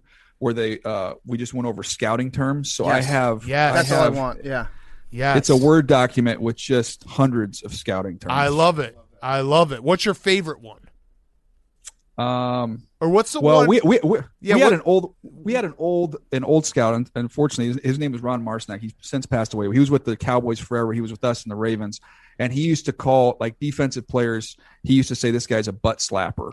And I had been in the room for like a couple meetings before as a first year scout. Like we leave the room like, hey, Coach Ron keeps saying this guy's a butt slapper. Like, what does that mean? He goes, oh, it means he never arrives in time to make the tackle, but he slaps the butt of the guy who did. I was like, okay, no, I know. Great.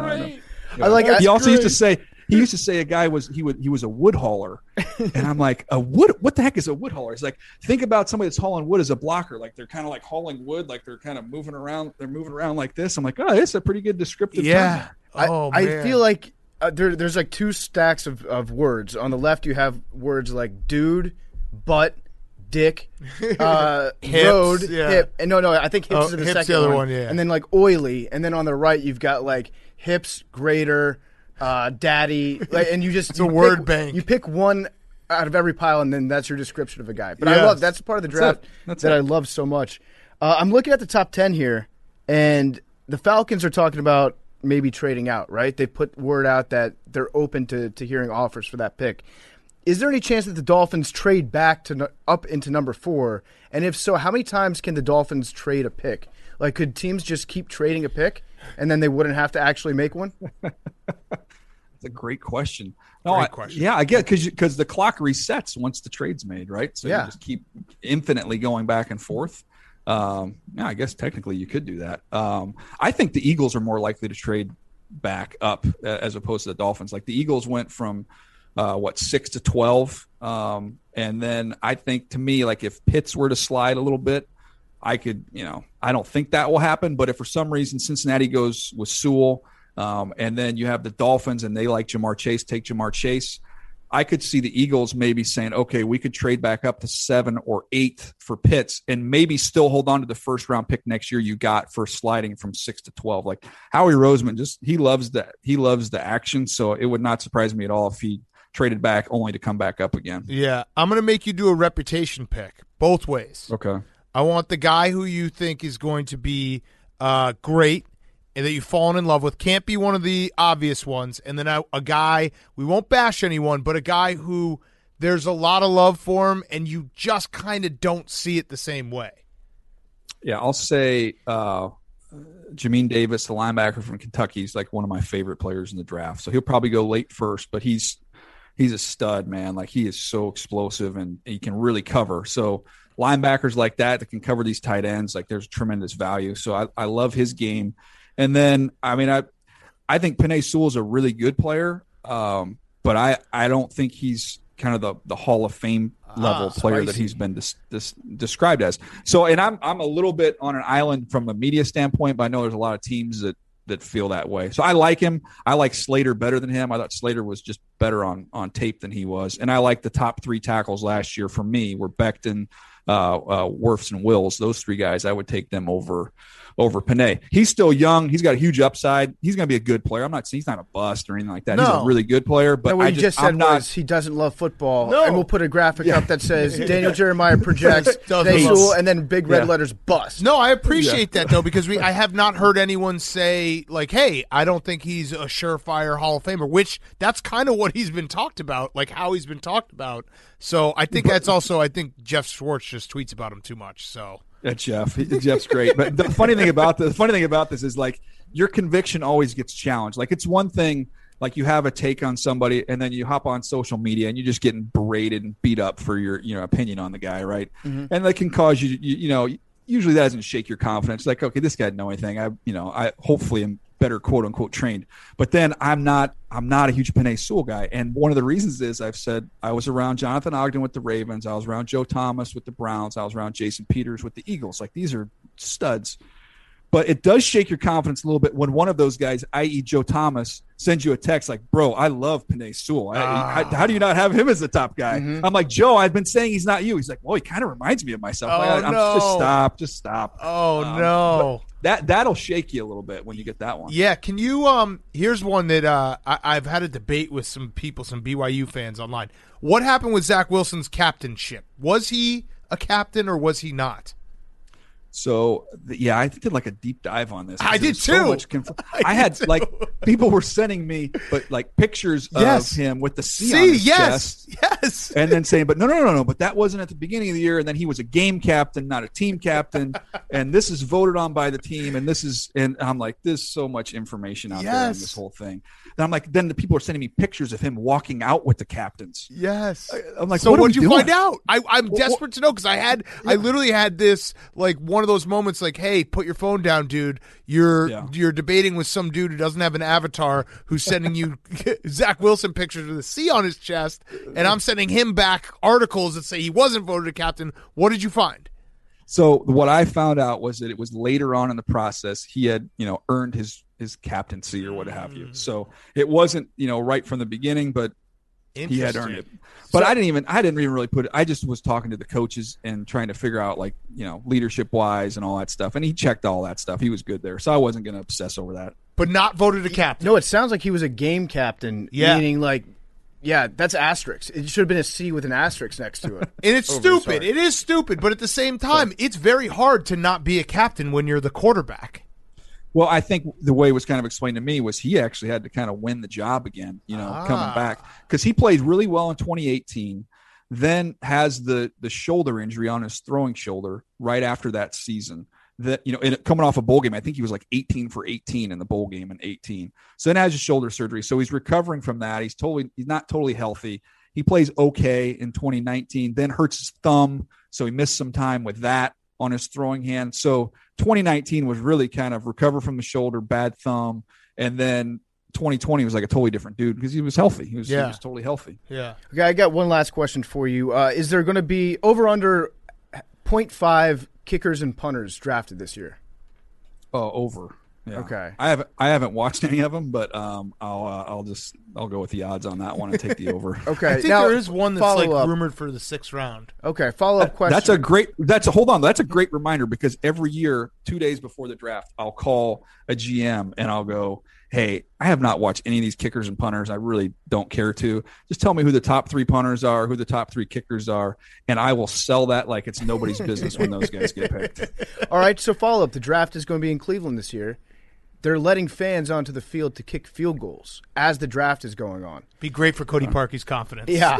If, hypothetically, somebody were to step up during the draft, maybe it's on that Saturday. Maybe it's, you're getting the 6th round, 7th round. Just a random person steps up there and absolutely drills a 35-yarder, splits the uprights by like 10 yards. Would have been good from like 46. Is there any chance that maybe Mike Vrabel tells Sloman, beat it, I'm drafting this guy? I would say similar to the odds of Devontae Smith going in the top 10. That's a 40-60 operation there. Okay. All right. Keep your hopes alive. I like those odds. Use those odds. I wasn't talking about me. Yeah, just no. fan. Yeah, just odds for the fan. If it was the fan, the brown bag, fan. Yeah. All right. My last question is it's the Roback question. Use code PFT on roback.com for 20% off your first purchase. RHOBACK.com. Code PFT. They make the best performance polos and the only performance polos we wear. And for you, Daniel Jeremiah, you're getting a free Roback Performance Q-Zip on us. Yes, that is what we give. All right. I know we probably asked you this last year when you were on, but I love to just do it.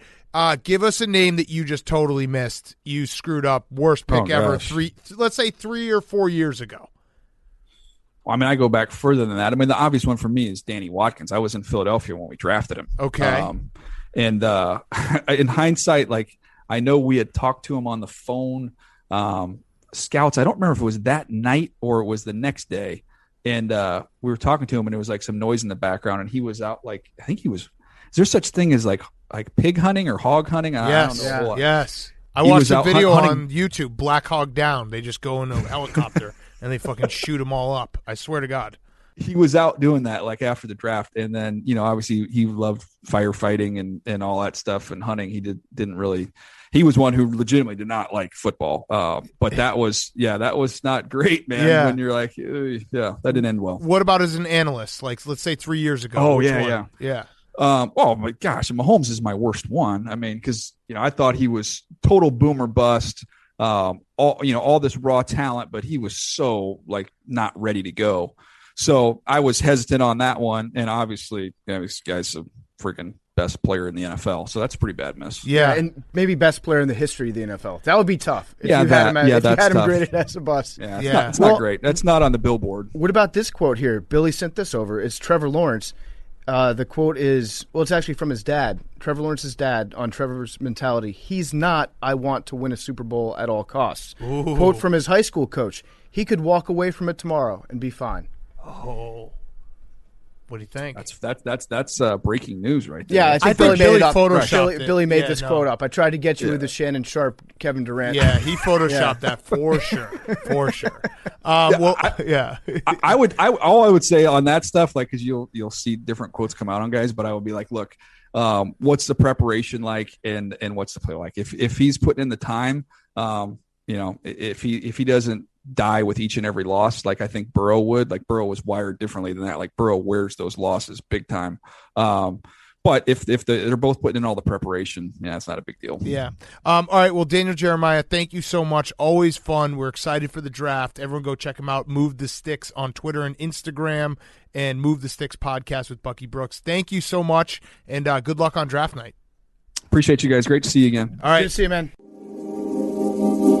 Daniel Jeremiah is brought to you by our great friends over at Sport Clips. Sport Clips stylists are experts in men's and boys' haircuts. With specialized training and techniques, cutting guys' hair can be harder than women's hair at sometimes. When you go to Sport Clips versus a place that cuts women's hair, you're getting stylists who are specifically trained to cut guys' hair. Plus, they have the legendary steam towel. Love the steam towel. It's not really a haircut unless you get the steam towel at the end of it. Sport Clips are experts in understanding facial shape and hair texture and cutting to a guy's best advantage. Sport Clips' signature service is the MVP haircut experience. It's so much more than a haircut. The legendary hot steam towel on your face, massaging shampoo that makes you melt into your seat. It's the ultimate in relaxation. They have 1,800 locations nationwide. Sport Clips is closer than you think. I'm going to Sport Clips the day after Ryan Fitzpatrick wins a playoff game for the Washington yet-to-be-named football team, and your experience is even better with on-deck text alerts, which means less wait time, more prime time. You get a 15-minute heads up when it's time to head in, and another text when you're next in line. Sport Clips gives you more ways to save time. You can enjoy your prime time. Text message opt-in is required. Message and data fees may apply. Visit Sport Clips near you for a haircut that exceeds the typical experience from start to finish. And now, here's Troopz. And now for something completely different. Okay, we now welcome on our good friend Troopz, recurring guest. You can go listen to his podcast back again. He is our colleague. He's an Arsenal fan. And we just started talking before we got on. He is a huge proponent of the Super League. He knows this is great for soccer. He knows that finally Americans have gotten their hands into the beautiful game, and we have finally figured it out where we can get no. There's no Premier League. It's the Super League. So, Troopz, congratulations, all your hard work done. It's a great day to be a soccer fan. Nah, it's not, blood. Why? Because they're taking the heart and soul out of football, blood. You lot don't understand. You understand? In NBA, no one gets relegated, blood. You play the same dead teams every year. It's boring, blood. Like, there's nothing fun, like, you understand? You say, the playoffs. Fuck the playoffs, blood. You understand? I want my FA Cup. I want my Carabao Cup. I want my Champions League, my Europa League, my Premier League. I don't want just one tournament, blood. Well, okay. I hear you, but if you combined all that, wouldn't it make the Super League? I mean, it's super. It's literally super. It says it in the name. Nah, but all it is money, blood. You understand? It's just all the board members. Let's actually talk about it instead. We'll keep trolling you, but let's explain it to the people who we did it off the top of the show, but we probably did a terrible job because we don't really know, but we kind of know. So explain how this happened and whether it's actually going to happen. That's the part I think that we have no idea and we just guessed at. Can this actually happen? Will it actually go through? Well, this has been rumoured for years now. You understand? It's been rumoured for a long time. Former Arsenal coach Arsene Wenger came out and said in 2018 that in years to come, there could be a format where the elite teams of football break away from the leagues and form their own type of league thing, like a Super League format. Yeah. What year was that? This was in 2018. Okay. Wait, what? 2018. 2018. Okay. That's fucking cool. 2018. 2018. Fake hammer, blood. I swear down. 2018. So he said that there's a possibility of that happening, and you thought that like it was an empty threat that was put out there? Nah, not an empty threat, because when you look at the way football's going, it is money orientated now. If you don't spend, you don't win. The clubs at the top are the richest. That's how it is now. It's not like back in the day when you could grow the youth and then put the youth into the team and then grow the team. Like Man United did that, Arsenal did that back in the day. You can't do that no more. You have to go out and spend the big bucks and get your Mbappes and your Messi, them kind of players to elevate. Okay. So you could see it coming, but you never thought it would come because the clubs that were involved in England are the historic clubs. You call them the founding fathers. Like, you lot got your founding fathers in America, innit? Mm-hmm. They're the ones that beat you. Yeah. Nah, they never beat. Wait, what? Do you consider that, like, in a way, a result? Because, like, do you get a point for that because you lost in America? Nah, not at all, blood. You get me? We chose to lose to you lot. Just remember that you lot still speak English. You don't speak American. You wanted the higher draft pick. You tanked that one. Got it. You're a wet-eyed blood, I swear. By the way, Troopz, I got bad news for you. One of the founding fathers of the NFL is actually the Chicago Bears. Oh, is that your team? Yeah, but that actually bodes poorly for what you're going to say here because the Bears are a terribly run organization, and it sounds like now you have the founding fathers of the EPL. Like they're going to ruin the entire Premier League, right? So what happens when they make the Super League? Will those teams won't play in the Premier League at all? So what will happen is if this Super League comes to fruition, then there's no more. We can't play in the Premier League. We can't play in the Champions League. We can't play in the FA Cup, the Carabao Cup. Our players can't play international football neither. UEFA have come out and said that they will ban. FIFA have come out and said that they will ban anybody who plays for a European Super League team from playing international football and any other form of football apart from European Super League football.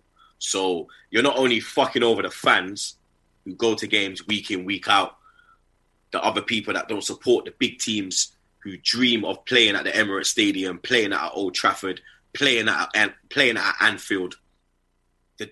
Even PFT's team, you're taking the dream away from PFT. Like, he's running for top 4 right now. He's running for Champions League, blood. That dream is dead. Wait, you're done out here. Wouldn't it be Your easier, dream is finished. Wouldn't it be easier for a middle of the road team to then win the EPL if they get rid of Arsenal? No, but then this is the thing. Well, not Arsenal because you're not in the top 4, but like a team that was good. If they're no longer in the league, it makes it easier for like the Crystal Palaces of the world. Now, but then this is the thing: the Crystal Palaces of the world, you're taking their chance of playing at an Emirates, at an Anfield, at a Bernabeu, at a Nou Camp, at a Bayern Munich stadium, at Juventus's ground, at the San Siro. You're taking that dream away from them.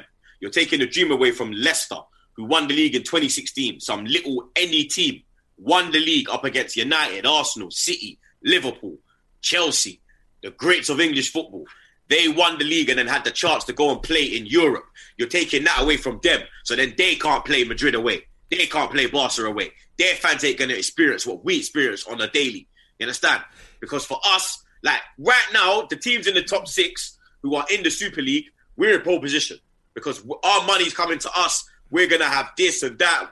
But we're defending, the true fans, we're defending the smaller teams. Because we're like, now you're taking the piss, blood. Okay. Because I enjoy going to the small grounds. Yeah. It's more homely. It's raw. It's where football's made. Like I remember when Arsenal, we played a team called Sutton United. They was in like the 5th. They was in like 5 leagues below us. I mean, our ground is 60,000 capacity. Their ground is 2,000. When you go away at our Premier League ground, you get minimum 2,000 away fans to go to that ground. We had 200 fans in that ground. And you was like, you could literally touch the players' blood. Like you could, Alexis was there. I was like, I could grab Alexis. I could grab Ozil. Like, you're taking that away from man blood. Okay, I actually... They're bastards. They're money driven. I'm understanding this more.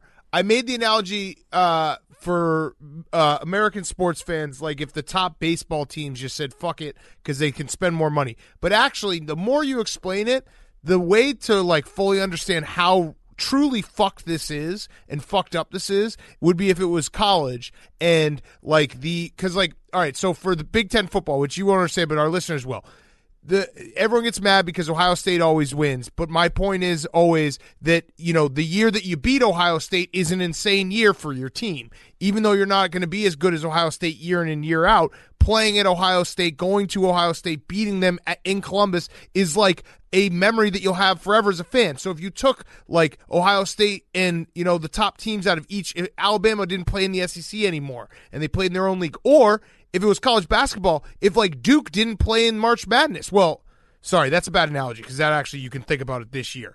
But it would be similar like that. You would have those moments that you lose where it's like, so I get it. This actually really, really sucks. Now, my question though, we talked about this at the top too, about how FIFA could basically ban Super League players from playing in the World Cup.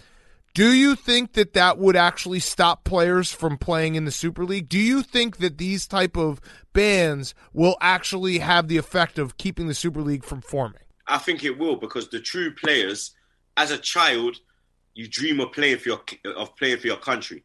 You dream of playing for your favorite team, but your country's always a dream. You watch, like, as a kid, you watch the Euros. You see man like Gascoigne banging them in top bins, Shearer banging it in top bins. You're like, yo, that could be me. Like a French kid growing up, he could have seen Henry winning the World Cup, Zidane winning the World Cup, and Mbappe winning the World Cup. Like, yo, I want to do that. Like, I want to be the next Mbappe. I want to score in the World Cup final. You're taking that away from the players, blood. So how do the players even feel themselves, bro?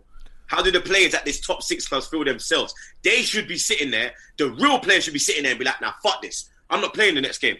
I'm not playing the next game, bro. But if the salaries are high enough, if they're paying, you know, tens of millions of dollars more per year than they could get in another league, you're going to see a lot of those players try to do it. But I guess my question is, why is FIFA taking this stand? Like, what's in it for FIFA to kind of side with the old way of how things have always been and to shut down the start of this new league? Is there like a direct incentive for them to keep things in place the way they are? Like the way it is now, yeah, it's every team has an opportunity. Every team has a chance. No matter how shit you are, how broke you are, you've got a chance. When you take this away, so like in England, you got the FA Cup. You could have a Sunday league team, yeah, that plays they just play on a Sunday, kick about in the park, but they have a chance to play in the FA Cup. Mm-hmm. So they have to qualify. But imagine they qualified and got to the third round, and then they got drawn against an Arsenal or a United away. These are men that just literally go to work. Normal guys, could be builders, plumber, doctors, and then their hobby's football. They play football to stay fit. And then next thing you know, you've been drawn against Arsenal away. You're walking out of the Emirates Stadium. 60,000 fans. Hairs on the back of your fucking hair, just hairs on the back of your neck, standing up, blood. You understand? Right. You're taking the core away from what it is, blood, and you're ruining it. And then players, the real players, that will sit there and be like, "Nah, fuck that. I'm not going there. I'm gonna go Leicester because if I go Leicester, I can play for England. I can go to the World Cup. I can win more trophies. If you go to the Super League, you'll have money, but when you get into sport, when you finish sport, you're judged on what you won. You're not judged on how much you made. You're judged on what you won. Because if you're great in football, if you win things and dominate in your sport and dominate in your position, when you finish football, because you're a great, doors will open for you. People will want to talk to you. People will want you to manage children. People will want you to work. Like if you're a legend of a club, they want you to come in the club because you're a legend. People that sign for the club, I want to sign for Arsenal because of Henry. Boom, Henry's in the club. Ashley Cole. Fuck yourself, blood, yeah? But I guess what I'm asking is, like, I get that. I get why you want to keep these traditions in place. It makes a lot of sense. I'm curious why FIFA is making it publicly known that they're opposed to the formation. Like, the governing body of FIFA that controls international soccer, why are they opposed to a new league that would pay the players more, but then obviously like ruin the institutions that they have? What's in it for FIFA to come out so forcefully on the side of the fans, to their credit? This is like the first time I remember FIFA doing something publicly where everybody was like, thank you, yes, we appreciate it. So what's in it for them? What's their angle on this? I don't think there's nothing in in it for them. I just think that they've looked at it from a human perspective. And because some of the officials at FIFA could support a small team. It's not guaranteed that the FIFA officials will support an Arsenal or a Man United or a Juventus or a Real Madrid or a Barcelona. They could support a Valencia. They could support a Villarreal. They could support an Aston Villa. They could support a Swansea. They could support a Brentford. They could support a Barnet. They could support. It's not guaranteed that they support a big team. So they probably feel affected as well by that. And then they could have children. And then their kids could want to play for their country. And then their kids are like, yo, dad, what's going on? Like, so if I play for them, I can't. You can't do that. Like, so I think FIFA's just looked at it from a human perspective, and they're like, football it works the way it is. You understand? We can always better it, but we don't have to break away and literally change the whole thing. Yeah, it everything you're saying makes sense, and I mean I agree. We're gonna troll because it's fun, and it's also I know. It's very clear that this is an Americanized version of sport, which makes it very funny because just to be like, yeah, we fixed a sport that didn't need fixing, but. So how do you think this plays out? A lot of people are saying this also could just be a bargaining chip to try to get Champions League qualifiers changed a little bit so that like the top teams always are in Champions League so they don't miss out on that money. Do you think this could actually happen, or do you think this is a bargaining play and there'll be a ton of talks and eventually Super League won't happen? I think this could happen, blood, because when you check the levels, Arsenal are owned by an American, Stan Kroenke. Genius. Wanker. When I come back I've already put out #find Kroenke. I'm coming for you when I come back to America. What are you going to do? What are you going to do? Shake his hand because he got you into the Super League? Nah, none of that. Even when you look at Liverpool, the Henrys, John Henry, yep. American. You look at United, Genius. Wanker Genius. As well. You look at the Glazers. You're just naming teams that are all like owners that are all enormously successful in American sports. Businessmen. Yeah, but I don't give a fuck about America, blood. I'll give a fuck about American sports, blood. I care about Arsenal Football Club, yeah? That's what I care about, blood. I've moved to America to make football cool, blood, yeah? I'm doing my job, you understand? These men need to do their fucking job, blood. I expect returns, yeah? I'm not getting my fucking returns, blood. Okay. I'm fucking fuming, blood. You understand? But then, like I said, Arsenal have an American owner. Man United have an American owner. Liverpool have an American owner. Chelsea having a Russian owner, but they are run by Bruce Buck, who is a fucking American as well, blood. Genius. You have fucking Joe Lewis, who runs Tottenham. He's a fucking American. Not only is a Tottenham owner makes him a prick, he's a fucking American as well, blood. And then you have the only team that in there who is not American is Man City, who are owned by Arabs. Shout out my Arab niggas, Arab money. But you understand, you, man, you can fuck your money as well, blood. You understand? So when you look at the whole just of it, and then you see who's on the board. Joe Glazer, fucking American, blood. You understand?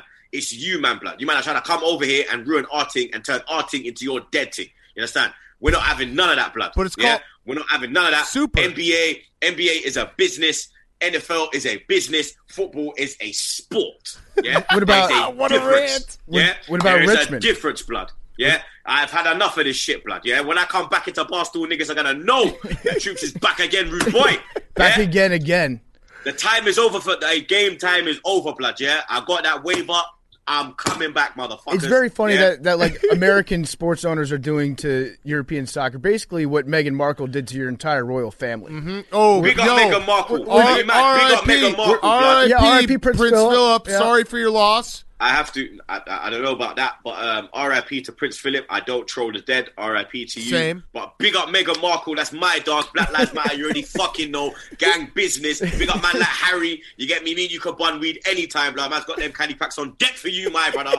All right, you Troopz. get me? How quickly would you Free become Max B as well, blood. Don't forget that, blood. Free my nigga Max B. Harlem. We in the building. Max B? Oh, there Dude, we go. we're original Max B supporters. We have always been supporting Max B. Yeah.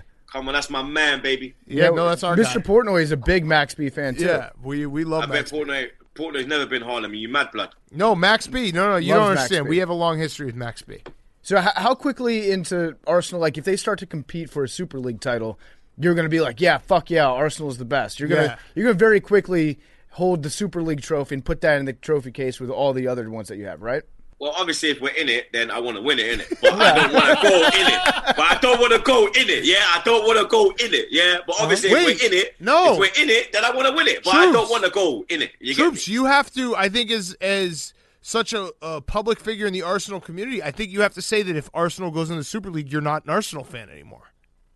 Nah, but it's I can't. It's mad, bro. Like I love that club. I follow them. There's a song. We all follow the Arsenal over land and sea. You get me? So I'm gonna have to follow them to even. Well, the song actually goes.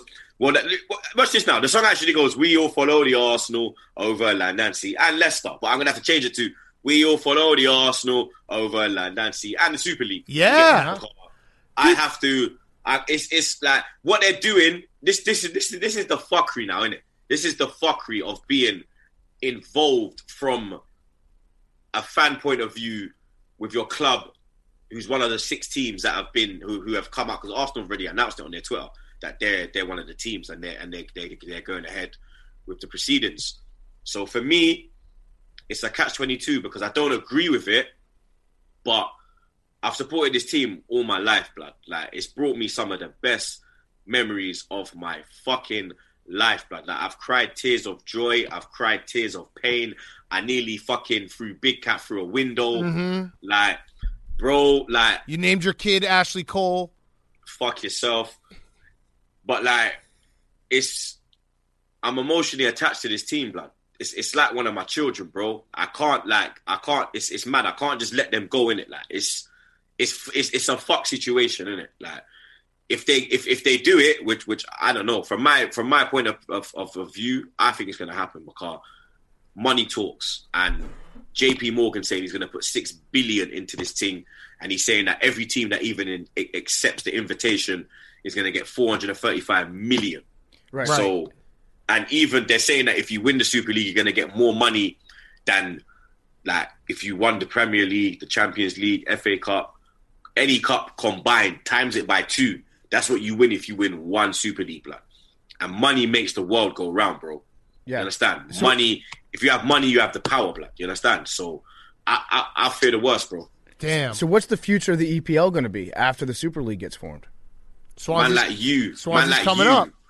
like you winning leagues, blood. You're actually gonna have fucking trophies in your life now, blood. You're not just gonna, normally all you do is lift your missus onto your fucking face and do up your American business. Oh no, that sounds awful.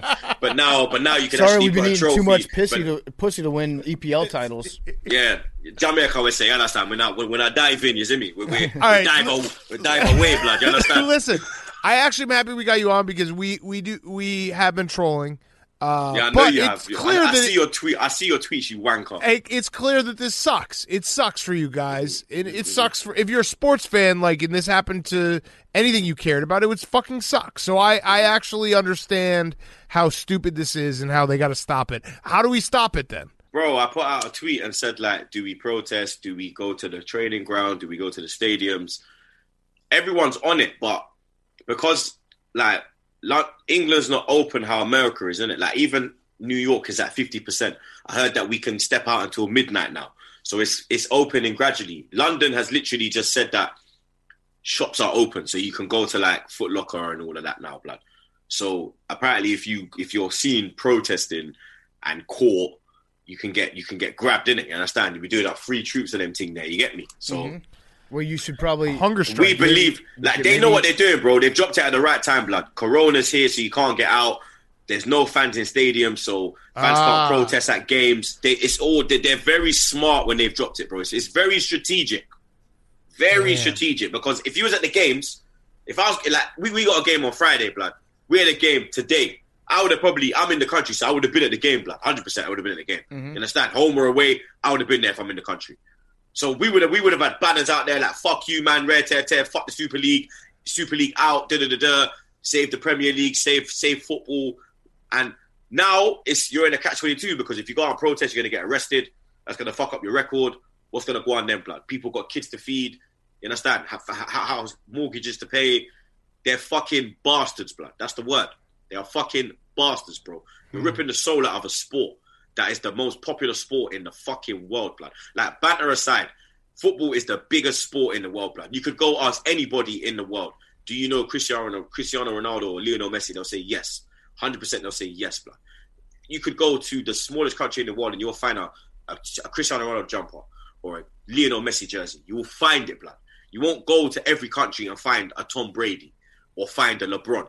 Like, the biggest thing you have is LeBron, but you won't go to certain countries and these men will not know LeBron. They will know Ronaldo. They will know Zidane. They will know legends of this game. You're trying to break something that's been going for fucking years, blood. Years this thing's been going.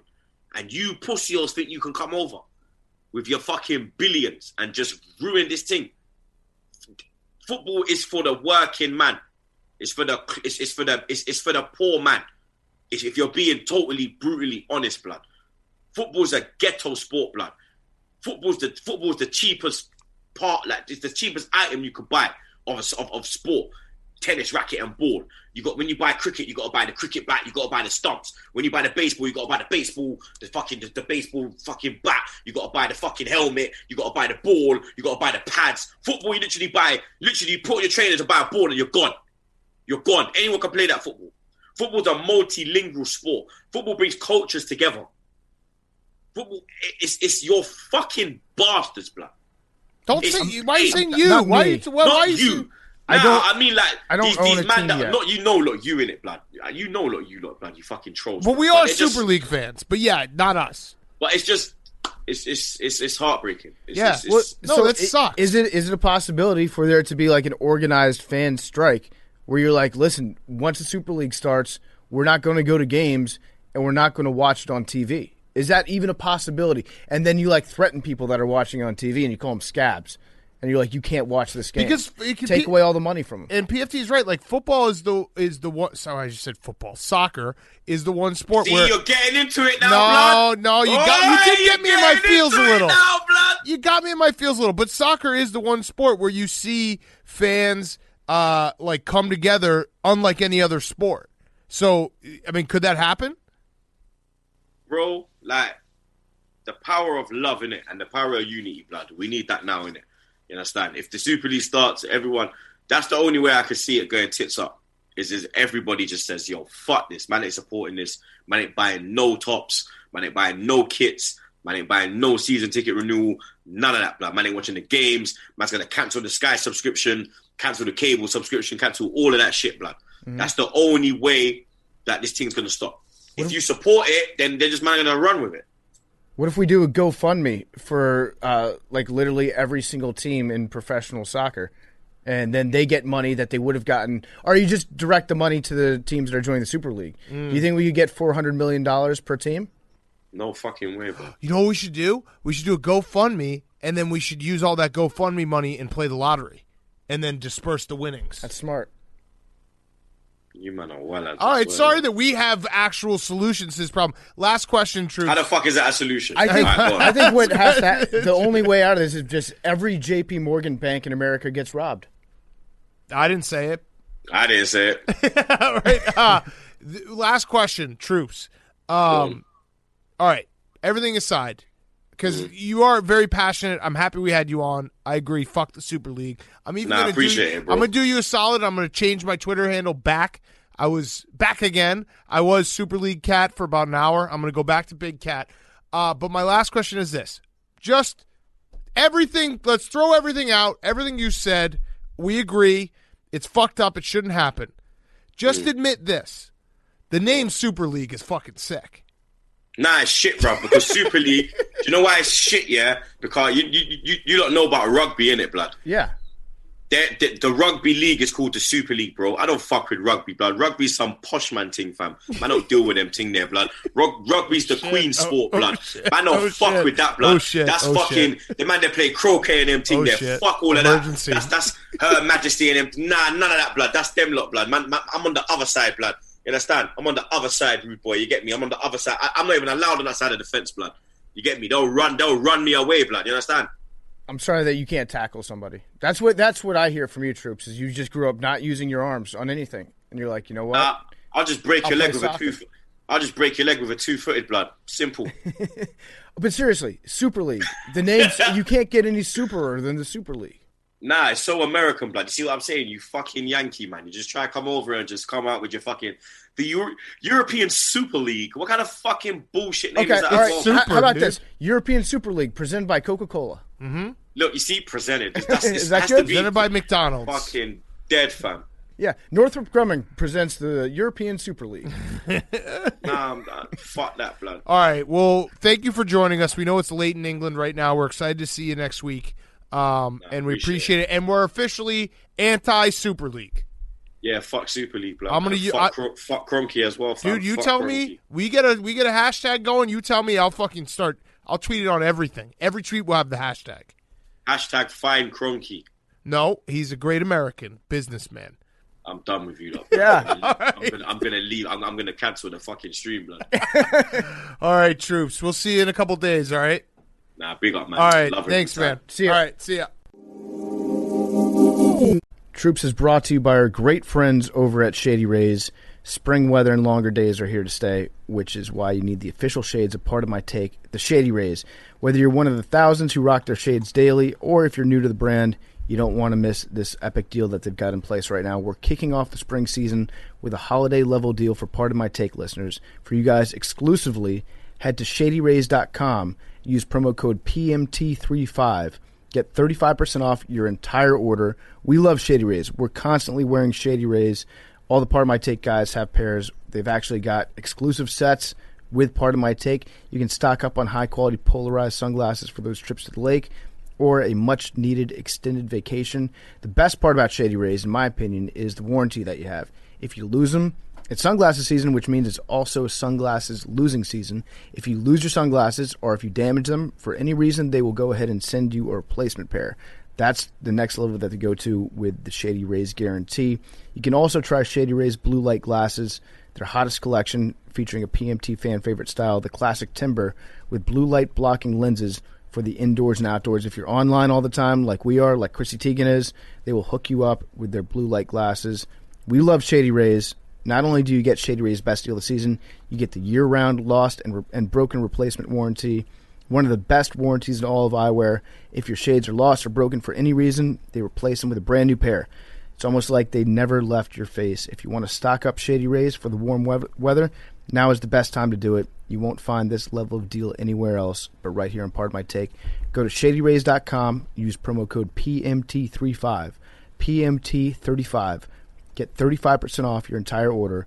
When you shop with code PMT35, you can grab a pair of polarized shades for as low as $31. We'll drink to that. Redeemable only at ShadyRays.com, where you can find their newest and their best selection. Okay, we're going to wrap up the show with an old thing that we used to do. It's been a few years, obviously. It is calling Marlins man at a game. On Sunday Night Baseball. On Sunday Night Baseball while he's on the screen. Because everyone knows you watch Sunday Night Baseball not for the teams, but for Marlins man. I don't even watch it when it's in Cleveland because you can't see the fans behind home. Correct. Yeah, so Marlins man is there. This is actually the biggest nature's healing moment that I've had in a very long time. Is seeing Marlins man out there. Marlins man is out there. All right, hopefully he picks up. Let's give him a try. If he doesn't pick up, we'll do it again some other time. But let's do it. Marlins, man, pick up, please. What are we going to have him do? I mean, it's a 10-run game. He's still there, though. Also, a lot of wind, and just want to shout out A-Rod personally because he announced tonight's game with a broken heart. Yeah. So I would like to see you losers try to do that. Should we have him? Should we make a hand sign for "fuck the Super League"? Oh, yeah. What is it? I think it's just the middle finger. He won't He won't do this. It's too classy. He is too classy. All right. The stool. The stool will be the "fuck the Super League" sign. Yeah. Turn it. All right. Billy's still drunk. He just started fucking his fingers. He's doing the interlocking thing and then open it up. Watch this, Billy. Watch this. Ready? Windshield wipers. Isn't that cool? You guys remember when this one was out in the streets for a while? The see the church, see the people. Wait, I can't even. What are you doing, dude? You haven't done this one. Are you trying to call him, Hank? This one. Can you do that? No, you're doing. Can you do this upside down, Billy? Why don't you give us an animal fact? Oh no, it's like this one. Give us an animal fact. Might as well. You can't do this. Marlins man not picking up. Getting ducked by Marlins man is a pretty low point. Yeah, for this us, sucks. as a show. And he's checked his phone multiple times. Marlins are different than swordfish. No, how? Swordfish have never won a title. It's true. How are they different, Billy? Actually, they might be exactly the same. Yeah, they could be, but they could also not be. All right, here we go. Here's the call. Okay, please pick up. We're watching him on TV right now. He's got it. You know what? He's out of practice. He's directly behind the ump, which is a terrible spot for Marlins man when people want to see him, us true fans. I've also noticed that he hasn't been on his phone as much as he used to be in the past. He used to be like 2 cell phones. Oh, he's looking. He just looked. Oh, Pick up Marlins man. Come on. Pick up Marlins. Don't man. send us a voicemail. Hi. Oh no. Thank you for calling. Push the star button to leave me a message right away. He's on his phone right now. He's looking at it right now. I'm watching Marlins man reject our call in real time. Brutal. It's your son, Marlins man. All right. Hang up. Oh, hey, Marlins man, we're leaving a message. We're taping Part of My Take right now. It's sad that you didn't pick up, but we'll get you another time, dude. We love you. Don't worry about texting. Don't worry about texting. Just don't wanna worry. check in. Don't call us back. We'll call you. I'm sure we'll see you around. Yeah, but it's great to see you behind home plate. Feels like everything's back. So, love you. Numbers. Give me an 8. 18. Give me an 8. 99. 32. Hank. 36. Okay, this is big. What did you say? 66. 62. All right. Another loser. Cats don't know algebra. Wait, you gave us the Marlins and the Twofer. swordfish. Twofer. I never listen to your animal facts. Have you been mailing it in like that for a while? No. Twofers. Okay. I think one was like elephants don't practice religion. Oh my. No. That was a funny Elephants one. That do was a do. good one. No, Madden. elephants know religion. He's just And been now doing he's those. just doing this. What? What's this? Cats don't know algebra. Do they? Right. Okay. You don't know that. That's Love you guys.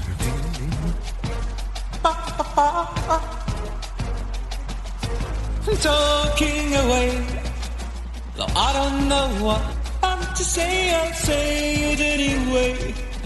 Today is another day to find you shying away. Oh, I'll be coming for your love, okay? Take on me. Take on me. Take me. Take on me. I'll be gone.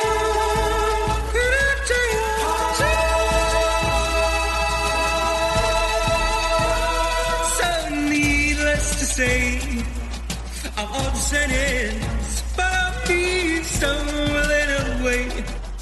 Slowly learning that life is okay. Say after me, oh, it's better to be safe than sorry. Take on me. Take on me. Take on me. I'll be gone.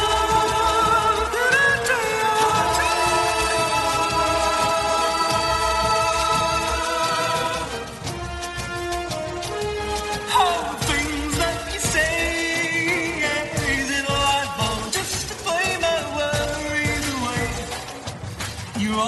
things I've got to remember. You're shying away. Well, I'll be coming for you anyway. Take on me. Take on me. Take me. Take on me. I'll be gone. Take on me. Take on me. Take me. Take on me.